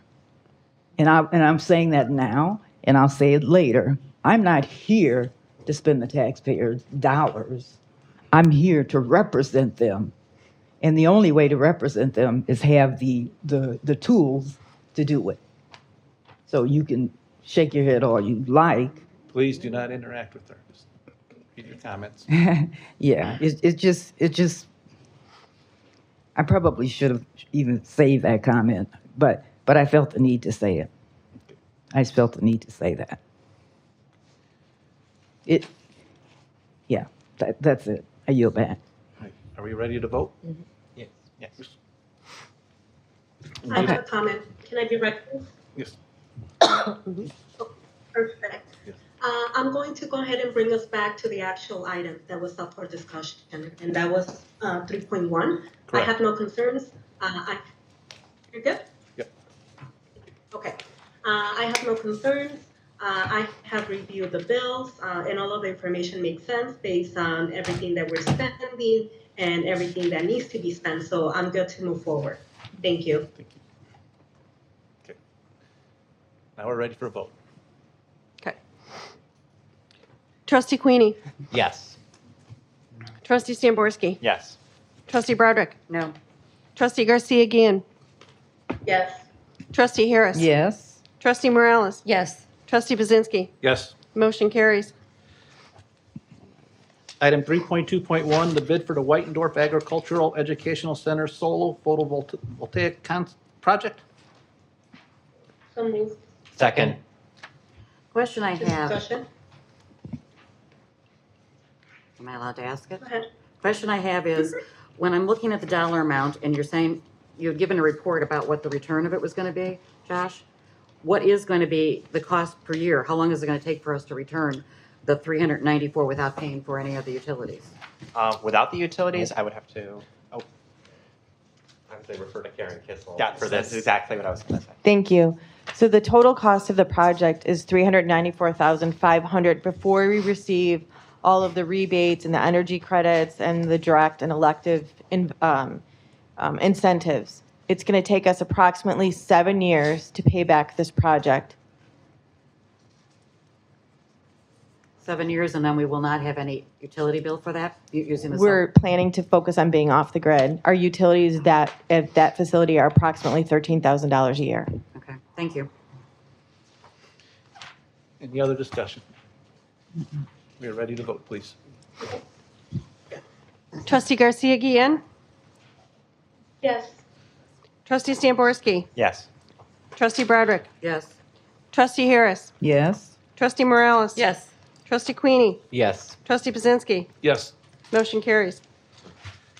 Item 3.2.3, Whitendorf restroom upgrades. Discussion? We need a motion, first. Second. No discussion. My question is, upgrading the bathrooms. What are we doing with the bathrooms? I mean, it's $106,500. What are we doing that's costing us or forcing us to do the upgrades to the bathrooms? Because I've been over there and I've seen the bathrooms. They're in disrepair and they're not ADA compliant. They're not what? ADA compliant. ADA compliant? Yes. Okay, that's all I need to know. Thank you. It was in our book. Any other discussions? We're ready to vote, Karen? Trustee Garcia Guillen. Yes. Trustee Stamborski. Yes. Trustee Broderick. Yes. Trustee Harris. Yes. Trustee Morales. Yes. Trustee Queenie. Yes. Trustee Bazinski. Yes. Motion carries. Item 3.2.5, contractual service for Workforce Innovation and Opportunity Act training services. So moved. Second. Discussion? what are we looking at as far as a cost? I don't see any cost out here, other than what are we approving it, it says as needed basis. What's our high and our low? This is provided through the WIOA grant, so it's funded through a restricted fund. As part of the WIOA grant, we have to offer the students or the participants in that grant to choose from a number of different vendors, and that's paid directly to us through a grant. So it's just a reimbursable. Just reimbursement then? Okay, thank you. Any other questions or discussions? Karen, we're ready to vote? Trustee Morales? Yes. Trustee Stamborski? Yes. Trustee Broderick? Yes. Trustee Garcia Guillen? Yes. Trustee Harris? Yes. Trustee Queenie? Yes. Trustee Buzinski? Yes. Motion carries. Item 3.2.8, professional services, audit services. So moved. Second. I just want to make sure. Discussion? Who said something? Go ahead. I just want to make sure, I'm reading the whole thing, and it says we'll go for an RFP. So we're sticking to the fact that we're using them only for so many years and then looking for another one, because we ran into audit problems when we went back and had to go back to changing this to SIPich, I think it was SIPich? Yeah. Sikich. Yes. So we're going to keep up with no longer than that many years, right? We do the contract for 5, and then we go out and for an RFP. Correct, that's board policy unless we get an I exception. just want to make sure we're not changing anything on that, because that was something we stuck to when we developed the finance committee.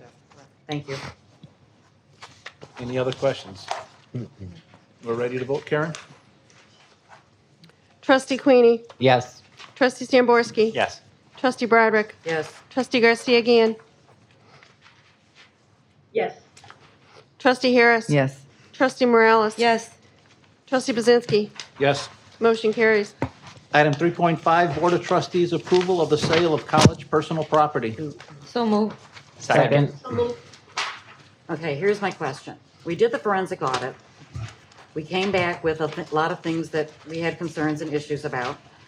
And the thing that I was most concerned about is that this stuck out, the computers and the accessories, that was missing on some of the stuff. So how do we know? Where's our checklist that we as a board know that this is being totally controlled now? Because that was what came out of the forensic audit. And that's why I'm just asking that, because we did the forensic audit for that purpose. You're looking at the list. I'm looking at the list, and I'm looking at bulk quantity of computers and accessories. Computers is what's stuck on me, and printers. Because we found out that some of our employees had their kids with their things, so there was a loss of equipment.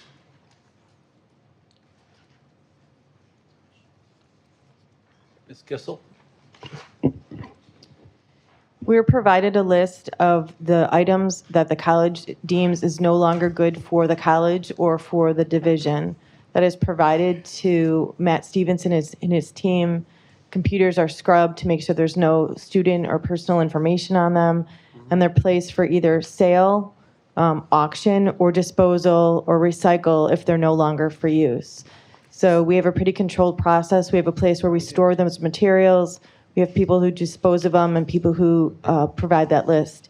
We also provide you, I believe, once a year, a summary of everything that was collected in revenues related to these items.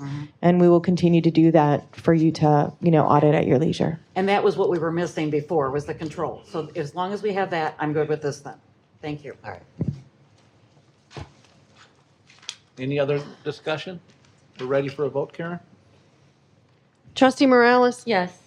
Trustee Garcia Guillen? Yes. Trustee Broderick? Yes. Trustee Harris? Yes. Trustee Stamborski? Yes. Trustee Queenie? Yes. Trustee Buzinski? Yes. Motion carries. Item 3.9, Board of Trustee approval of the Renaissance Center banquet operation lease amendment. A motion to table it? I made a motion earlier to pull it, and that motion was to table it. So we have a motion on the table. We have a motion Second. by trustee Broderick. And then I'll second it. Yes, Okay. that's fine. And we're ready for a vote. Trustee Broderick? Yes. Trustee Morales? Yes. Trustee Garcia Guillen? Yes. Trustee Harris? Yes. Trustee Stamborski? Yes. Trustee Queenie? Yes. Trustee Buzinski? Yes. Motion carries. Item 4.2, 4.2.2, Parking and motor vehicle codes. Maybe 4.2.1. I think it was 4.2.1. Is that correct? Correct. Okay, Trustee 4.2, Robert? Correct. 4.2.1, trustee travel budget. So moved. Second. I think we need to bring this back to policy because I think we need to add that the board should see the dollar amounts that are set for the budget. Because we didn't see these dollar amounts, they were put in the budget without any of our knowledge. And I think that should come before the board to see it before it's put into the budget so that we know and have an idea of what the budget is for the expenses that we're looking at. Because when we look at 3750 for going to Seattle, I mean, it came very close on that for most of you guys, except for me. But I think we should look at, and it should add verbiage in there that the trustees should review the budget before it gets approved and know what and have any information to add to it.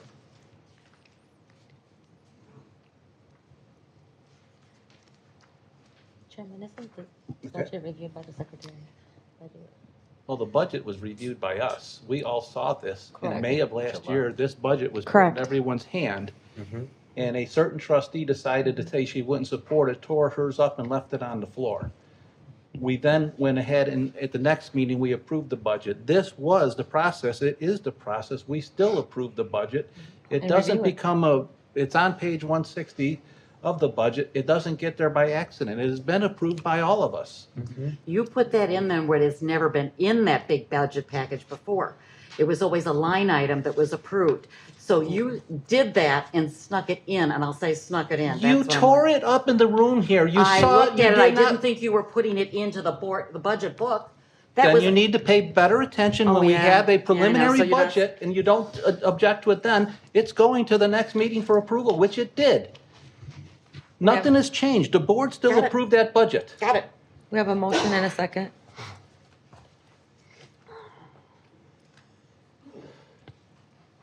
We have a motion and a second. Are we ready to vote? Yes.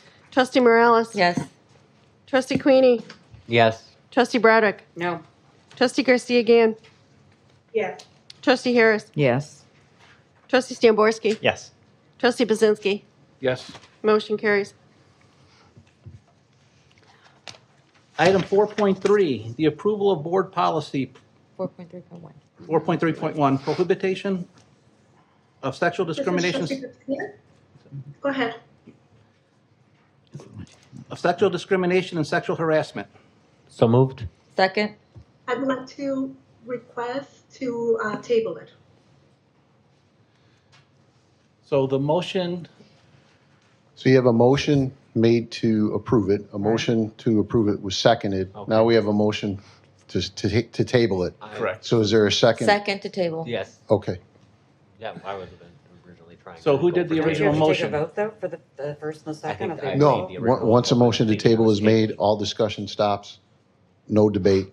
It's motion to table. Trustee Garcia again? Can you go Motion- ahead and remind me? This is the motion to table. It's a motion to table. Motion to. This is the motion to table. Then yes, I'm in support of tabling it. Trustee Morales? Yes, support of tabling it. Trustee Broderick? Yes. Trustee Harris? Yes. Trustee Stamborski? Yes. Trustee Queenie? Yes, in support of tabling for the next meeting. Trustee Bazinski? Yes. Motion carries.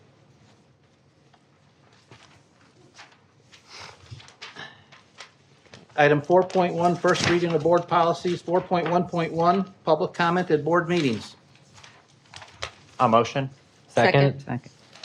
We're not voting on them. Just They're the first first reading. reads. It's just the first Right. reading. They're just, All right.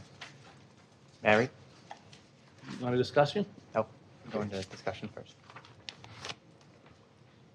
4.1.2, workplace civility.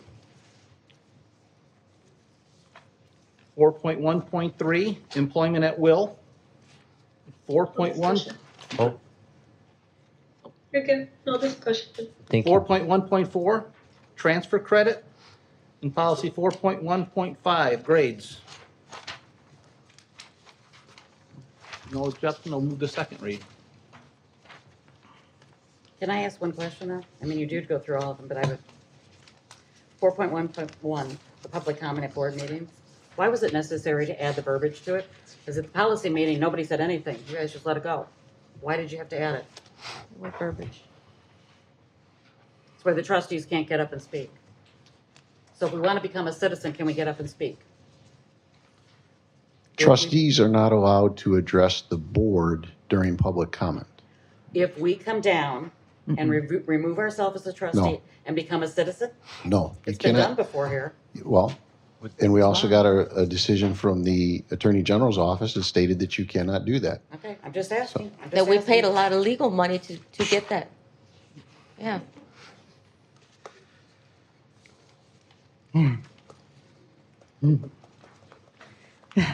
Moving on to item 4.4, board resolution. Approval of a vote of no confidence as to trustee Michelle Lee. So moved. Second. Second. My discussion is, this is a legal issue. You are now opening up a legal can of worms because you put stuff in this resolution. And if you want this now, any of you that vote on it and made the motions, it will be in court because this is part of a court issue dealing with the August 2024 censure. And I think you should remove. I asked to have it removed. I sent it to our legal, who also sent it on to McGrath, the attorney for the defendants.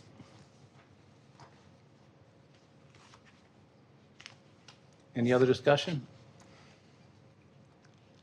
Discussion, I support moving forward to have the resolution be read. Okay. And who will be reading the resolution? I'll be more than happy to read it. Trustee Samborski. Can we have discussion, or is that over? You can have discussion. Yeah. Can I ask our attorney to respond? It was mentioned that it's in court. Is this still? To the best of my knowledge, the August 2024 censure is not subject to any court challenge. There were some censures that were made in February of 2024 that are subject of a current court action, but not, I'm not aware of the August 2024 censure being subject to any court action. Okay, thank you. It is in there. He's not the attorney of record, it's McGrath. Sir? All right. All right. Whereas the Board of Trustees has developed and adopted numerous policies designed to govern and conduct the responsibilities of its trustees for the purposes of ensuring the organized and efficient governance of Illinois Community College District 525, Joliet Junior College. And whereas the Board of Trustees has specifically adopted policy number 1.03.00 entitled Trustee Code of Conduct, governing the general conduct of its members by providing for responsible and respectful leadership to the college. And whereas on August the 20th, 2024, this Board of Trustees censored Michelle Lee for making disparaging comments about Dr. Klein Lemuel of college cabinet members, as well as yelling at and rudely demanding action from the board assistant, all in violation of policy number 0.1.03.00, Trustee Code of Conduct. And whereas prior to and since August the 20th, 2024, the Board of Trustees has been subject to repeated, egregious, and further violations of policy number 0.1.0.00, Trustee Code of Conduct, by Trustee Michelle Lee, who has engaged in conduct undermining the integrity of the board and has repeatedly disrupted the orderly conduct of the board's meetings and has failed on numerous occasions before, during, and after this board's meetings over the last several months to uphold the standards of professionalism and respect expected of a trustee. And whereas Trustee Lee's aforementioned actions are inconsistent with the fiduciary and ethical responsibilities of a trustee as outlined in the Trustee Code of Conduct. And whereas Trustee Lee's actions have damaged and hindered this board's ability to fulfill its duties to the college and its constituents. And whereas the board wishes to express its loss of confidence in Trustee Michelle Lee to faithfully, cooperatively, responsibly, respectfully, and in a spirit of harmony, serve as a trustee of the college. Now, therefore, let it be resolved that the Board of Trustees of Illinois Community College District 525, Joliet Junior College, counties of Will, Grundy, Kendall, LaSalle, Kankakee, Livingston, and Cook, state of Illinois, no longer has confidence in the ability of Michelle Lee to serve as a trustee of the Illinois Community College District 525, Joliet Junior College. Adopt this 19th day of February 2025.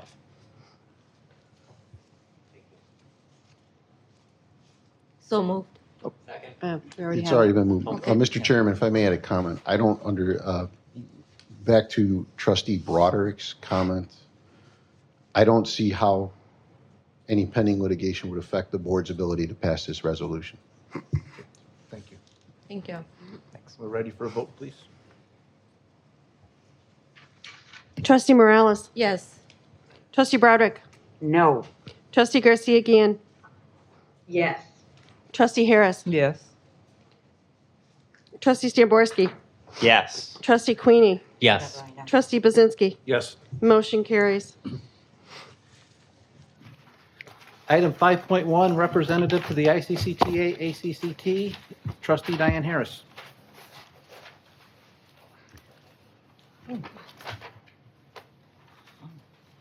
Okay. The clicker? She has a clicker? Yeah, I'll make this. somewhat quick. Okay, let me see, how do I use this? Just click, right? Okay. All right, thank you very much. And first, I'd like to say I'm very excited and appreciative of the opportunity to attend the ACCT National Legislative Summit. This was my first meeting, and what we did, we went around the table, we introduced each other. I received a very warm welcome. I didn't forget to say from the First Community College of Illinois, or the nation actually, and they were very receptive of that. Received a lapel pin and swag, so very exciting. Okay, ACCT's Public Policy Committee has 6 board members and 18 committee members and a staff liaison. The committee is charged with reviewing public policy issues and recommending positions to the board. That's the usual focus. This particular focus was about our green sheet. We had a green sheet. I would say 1,400 individuals had a green sheet, and it focused on the key issues that we needed to talk to our legislators about so that we can navigate through the executive orders. Okay, let me see. Okay, all right. As I said, we're charged with reviewing the public policies. But anyway, I highlighted a few that were discussed in our meeting.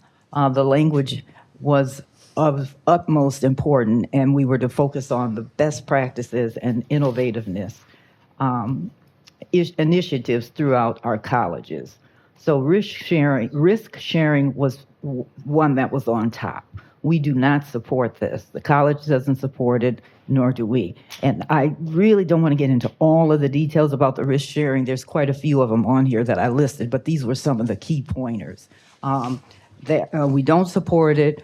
It's based on student loan payment rates and the college sharing some of the costs to repay.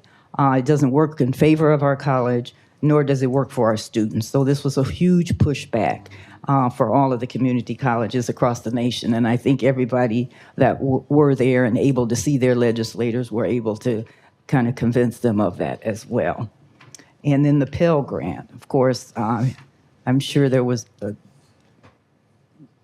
Trustee Queenie and Trustee Morales will talk on that too, but we want to end the taxation of Pell Grants dollars as it's a penalty on the low-income students. In the Farm Bill combats food insecurities on campus. So we definitely want to focus on keeping that. It works with access to the SNAP program as it streamlines the process to prevent dropouts. A hungry student makes it very difficult to study. So all of the consensus for all the colleges agreed that if we are to lose anything, that's something that we don't want to lose. The Farm Bill also will help the students to qualify. The DEI, the majority agreed that the work must continue, and we here at Joliet Junior College will continue the work of making sure that all students have what they need here just to be successful. The consideration was placed on changing names or however we want to word it, but continue to keep the work that's being done. And of course, as usual, we are leading the pack on that because we've made some changes a while back. The SNAP, this was one that we need to leverage more of an untapped opportunity and funding stream, resulting in increased support services for qualifying SNAP eligible students, maybe disseminating to a broader network, both rural institutions and state systems, maybe reaching out a little bit more so we can do more with the SNAP program. But all of that falls within the Farm Bill as well. Okay, next slide. Advocacy Leadership Academy. This particular one, the room was packed. You know, some of these sessions, it's hard to get in. This one was really packed. The focus here was to look at the Responsibility Act of 2023 before our congressional meeting. We wanted to make sure we pointed that one out. And then we also wanted to talk about federal education policy, the budgeting process, and becoming an effective advocate and leveraging our stakeholders. All together, JJC was a great, great team. SKRT calls us the dream team. And we were when we walked through those halls of Capitol Hill. And I truly, truly believe we made an impact with the individuals that we did see. So, community colleges, some statistics. It's kind of small, but basically what this one says is additional funding priorities for community colleges. These are the colleges and the programs that were encouraged to make sure that we continue to fight for those fundings. So you have the federal supplemental education opportunity grants, TRIO and Gear Up programs, Hispanic Serving Institution, which is JJC, predominantly Black institutions, Asian American and Native American Pacific Islanders serving institutions, minority serving institutions, and historically Black colleges and universities. I think I might have threw that on there more than once, but those were the key issues that we needed to focus on when we were meeting with our legislators. And slide 5, let's see. Now this was a rather interesting, and this room was packed as well. One of the panelists asked the question regarding rebuilding the Department of Education. If would we prefer something over nothing at all?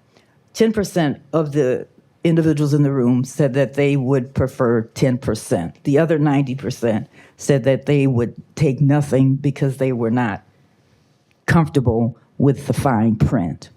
Now, I thought the 10%, if we had to get rid of anything, if we could not keep anything, 10%, in my opinion, those individuals were making wise decisions because at least we can negotiate what's important to our college. Not all college gets the same funding, so maybe Harper College may want something different than what Joliet Junior College, only we would know.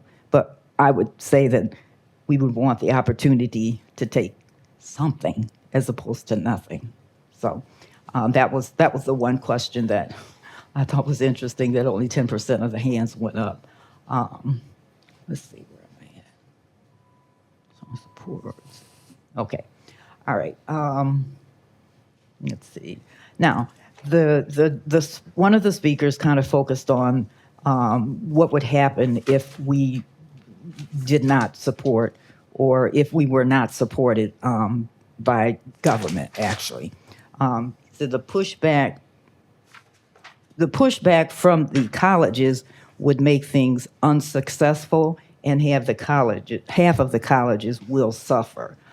Because the majority of Republicans hold the House, many were certain there would be legal actions for restitution. The focus really is to embrace the opportunity of a program that may be dismantled and rebuilt. Because there's a bipartisan support in higher education, which means there are both parties that support education.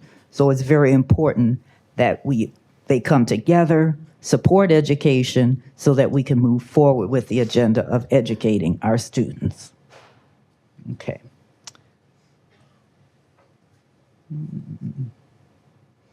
Okay, there's opportunity for meaningful changes and gainful employment throughout. Also the right to protest and have peaceful speech and focus on the institutional policy of 2020 will continue. So basically that was the focus, to go back to the policy if we're talking about the Title IX of policy of 2020 and try to move forward from that point. There are many individuals who make decisions that still have a heart for the colleges and want to do right by the students. So that was the ACC report. There was a lot going on that day. We were able to get in, as Trustee Queenie said, we were able to get in to see 3 of our legislators, and I do believe we did make an impact. Now, this was a great event as well. The ICC sponsored Senator Tammy Duckworth and Senator Durbin. To be honest, we stole that picture. He was walking out, and we just happened to be there, and so we took a picture. We didn't get a picture with Senator Duckworth, but they spoke to the Illinois delegation with the ICC team members and all of the individuals who were there about how they will work to ensure higher education remains within reach for all Illinoisans. Our student trustee addressed them, which you will hear in his report. And I didn't put that picture in here. I thought you were going to put that picture in here. That's why I didn't. Well, I had the picture. I don't think I made a lot of comments about that. I did address the senators. Oh, you did have your picture when you were speaking? I did, Oh, yeah. I must have missed that. Okay, very good, very good. Okay, all right. So yeah, Trustee Queenie was able to ask the question, and they responded with, like I say, they want to make sure that the education remains within reach for all Illinoisans. So these are a few updates for ICCTA. There's a small business grant that's being offered at this time. Applications are open. It's $2.6 million. Innovation voucher programs partners with state universities. Eligibility up to $75K. Types of businesses are biotech, clean energy, manufacturing, and IT research. And the reason why I put this in here is because some of the topics is what JJC offers, the manufacturing. And so if there's anyone that's interested, then we can have more information on that. But the noteworthy House bills. House Bill 23 focuses on OMA amendments, and it is assigned. House Bill 2570 focuses on the SNAP program, and it is already sent to the House Rules Committee. And House Bill 2607 is campus free speech protection. I thought that one was interesting to follow. And then House Bill 2758, Student Bill of Rights. And that is already sent to the House Rules Committee as well. And HB 3717, which we got great information on today. It is about community colleges bachelorette degrees. Yeah, okay, and though these are some amendments or new bills to focus on as they move throughout the House. So we will want to keep an eye on those because they will affect our students in our college. And lastly, the ICCTA Awards Committee. The gentleman you see in the picture is Chairman Greg Wolf. He's from Danville Community College. And of course, myself, his vice chair. So the ICCTA Awards are currently open for nominations, and there are over 15 categories. The deadline is March 28th, 2025 at 5 p.m. So we sure hope that we can gather some of our JJC individuals. The deadline is strictly enforced. There's any additional information.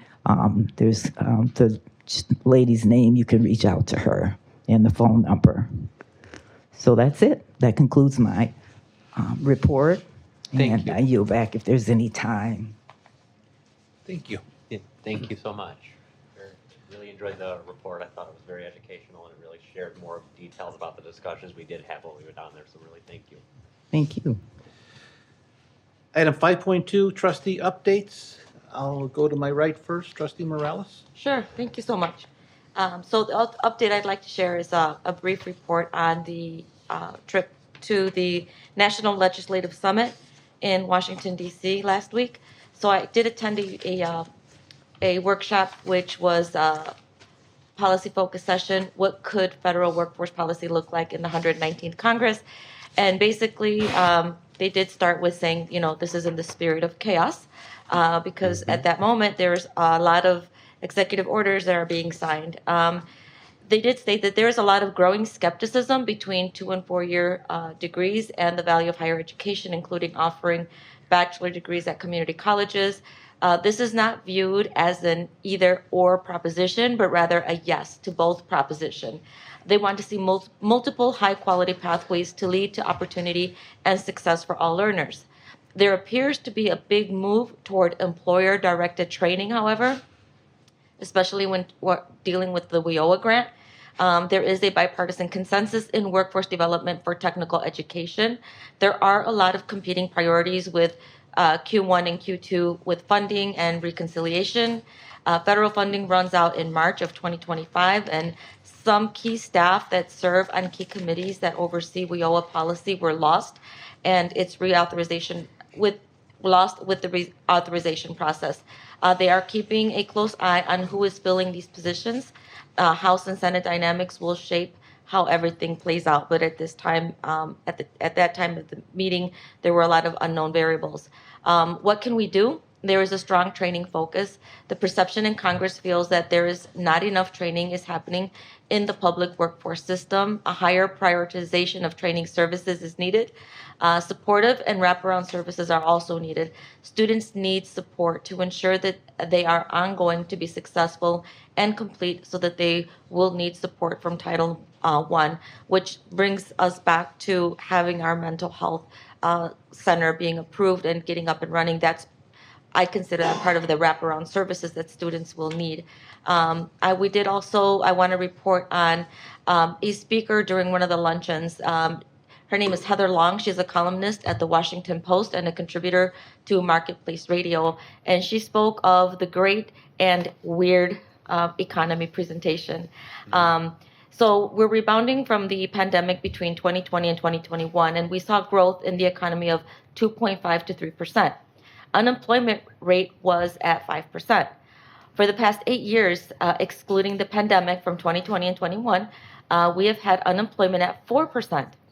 We are not an A+ economy because we're experiencing the lowest unemployment of a presidential transfer since 1969 with the Nixon handover. Ooh. That's my report, right? Okay. So I have a quick question. So I know Diane got more time because she was giving a report on the ICCTA, correct? Okay. So I was trying to keep it short. So if you want, I will continue next month and continue with my report at that time. So, how much longer is your report? I didn't realize you were going to do a report. I apologize. I was reporting thought on the conference. Okay, I thought this was trustee comment. So, I don't have a comment. I was going to use my comment time for the report. okay, then finish your report then. Okay. If it's a report. Okay, great. Sure. Yeah, because I don't have any other comments other than the report. And I'm trying to be judicious with my time as well. Okay, so going to the Nixon handover, which was the highest inflation in a presidential handoff to the next president from Clinton to Bush since the 90s. So some trends that we're seeing with the Great Resignation is 50 million people transitioned their job, and many went to community college in 2021 and 2022. We are now in the Great Stay. Even though we have a low unemployment rate, we have a really anemic hiring rate. People are not getting fired, but they're also not getting hired. Okay, you may have heard of the white collar job recession. It's also somewhat of a blue collar job recession, as there were jobs lost in the manufacturing sector in 2024. This is where it gets weird, quote unquote, because all the economic indicators look good, but why are young people struggling right now? Today's hiring rate is so low that it's normally the equivalent of an 8% unemployment rate, and we only see this anemic hiring when we are in a recession period. One of the things we need to turn around in the coming months in 2025 is to get the hiring back up again. Also, people are not moving. People were moving during the pandemic in 2021 and 22 when the mortgage rates were lower. Now people are keeping their cars for longer periods of times, and they're staying in their homes and not socializing in this loneliness epidemic. People are feeling very stuck right now. So we thought of ourselves as a nation of small businesses of 500 or less employees. Since the Great Recession, now the bulk of people work for really big companies with 10,000 or more employees. There is a huge loss of people working for companies of 100 or less employees. This has been a big transition as we prepare young people to go out into the world. We need to have a different mentality where if you are working for one of these mega 10,000 plus corporations, they may never have direct access to their senior manager or a CEO. And it's very different than if they're working at a smaller company where they're likely to run into their manager in the lunchroom and have a chance to get their ideas out and perhaps get promoted. That's not happening now. So if it's an A minus B plus economy, why do Americans rate it as a C or D? It has to do with inflation. Millennials recently purchased a home and see their home value shooting up, but they are still worried. How do we measure well-being? Currently, we are experiencing an anxiety economy.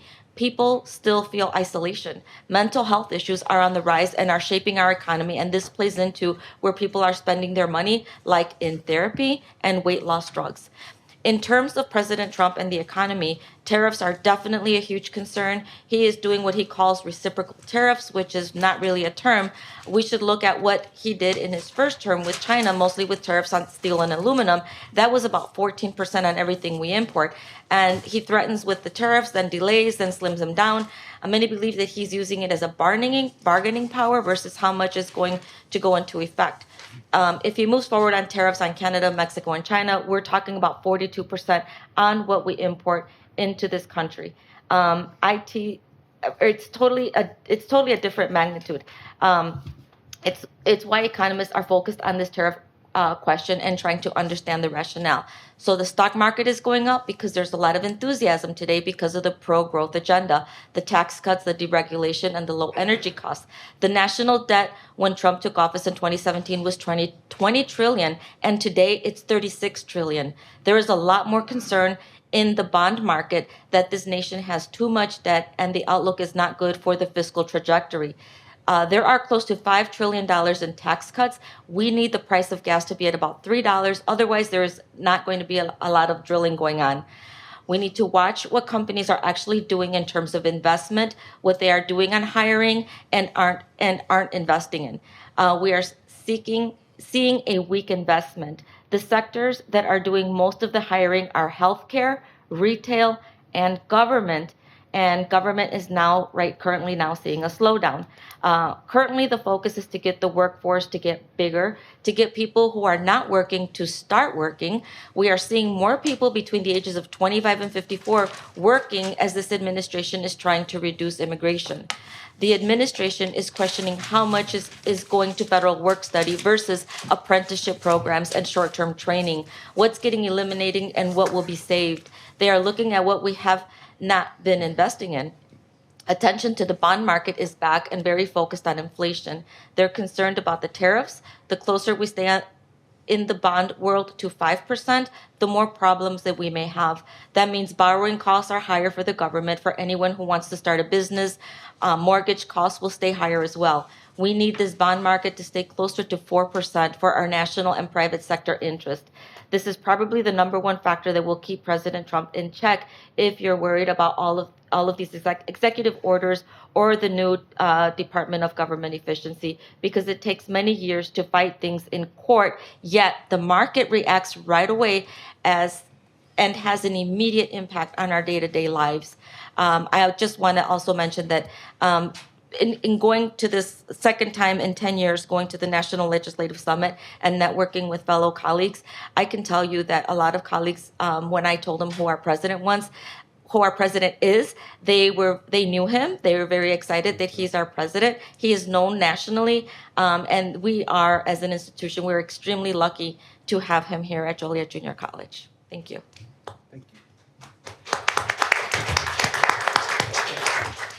Thank you. Trustee Broderick. You can go that side. I'll be the last one. I'm going to go to Trustee Garcia Guillen first, then going in that direction. Okay, I can definitely go next.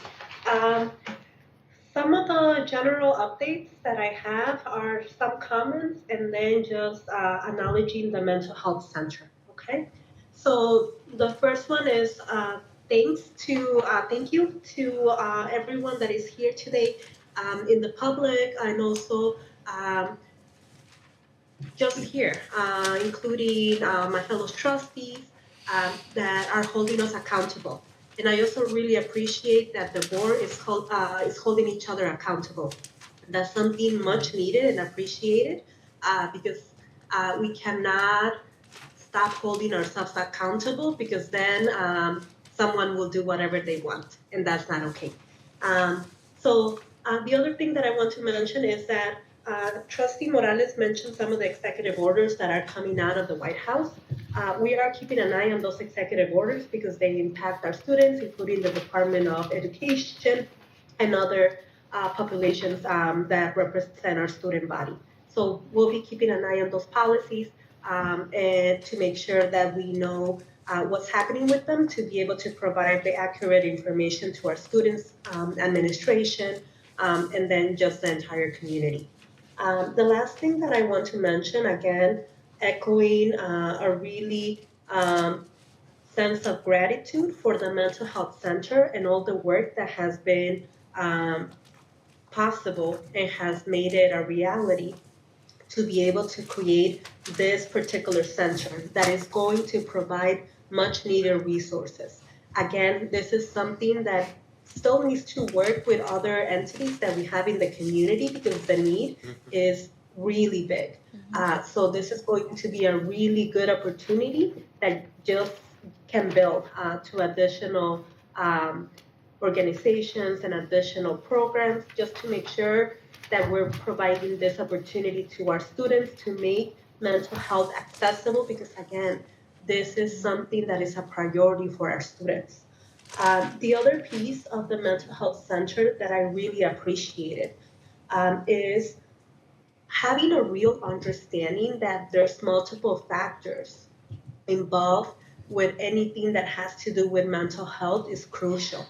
What that means is if we have our students or community members that have concerns about food insecurity, financial insecurity, loss of a job, all of that will impact them in different ways. And at the end of the day, it will show up in the way that they're able to actually attend class, participate with their classmates, connect with their instructors, just their overall ability to actually participate in college to the best of their ability.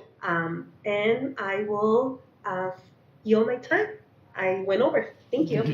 Thank you. Thank you. Trustee Stamborski. All right. Thank you, everybody, so much for being here tonight. So it's always super late on a Wednesday night, and it means a lot that everybody's here. Quick shout out. I wanted to do it a little earlier, but I couldn't collect my thoughts in the way that I wanted to. But shout out to Dr. Bob Marsing, big pillar of JJC. Saw him every time in the halls. Would always say hi to him. He's an incredible human being. incredible human being, and the Blazer wouldn't be what it is today without him. So, and as a board, I'm extremely glad that we are holding ourselves to account for some of the unfortunate actions. And it makes me very happy to know that as a board, we're able to speak to the community and let them know what's going on. Say that, yes, we are aware. Yes, we do acknowledge. And yes, we are trying to do something about it. And most thankfully, at least in the immediate thought of my mind, is the Mental Health and Wellness Center. That is an extremely important component of the holistic student experience. If you start a conversation with a student and you just talk long enough, a lot of times, 9 times out of 10, it wraps back around to mental health somehow. Something somebody's struggling with that's invisible. You don't see it. It's not something that jumps out at you. It's something a lot of times that we hide to move through life. But having a mental health and wellness center at JJC to be able to help students, even when it's really hard to help yourself, it's really important. So, thank you. It means quite a lot to me. Trustee Queenie. So I want to start out tonight by thanking everybody who's in attendance, and especially our students who have been here since 5:30 tonight who came to see our meeting. Thank you for being here. I'd also just want to highlight a few additional things I didn't mention in my report earlier. First of all, I've been contacted and reached out to by Bishop Wayne Dunning, for the president of the ICCTA, about coming to the March 17th or 14th meeting to be the student speaker at their next ICCTA meeting, which I'm looking forward to. Yeah.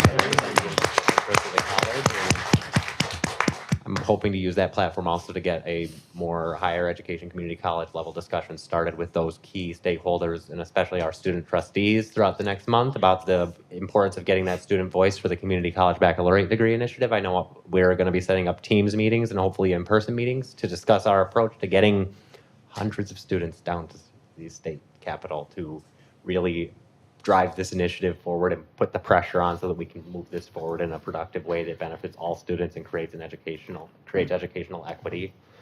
And then I also want to say, with Advocacy Day coming up, Student Advisory Council will be down in Springfield on April 9th doing that advocacy. And then I want to just really go piggyback off of the point that I think several trustees have made tonight about being grateful for the Mental Health and Wellness Center, and grateful that we are really able to provide those wraparound supports for our students, because as you were mentioning, the holistic support for students is crucial to that success. And you're absolutely right.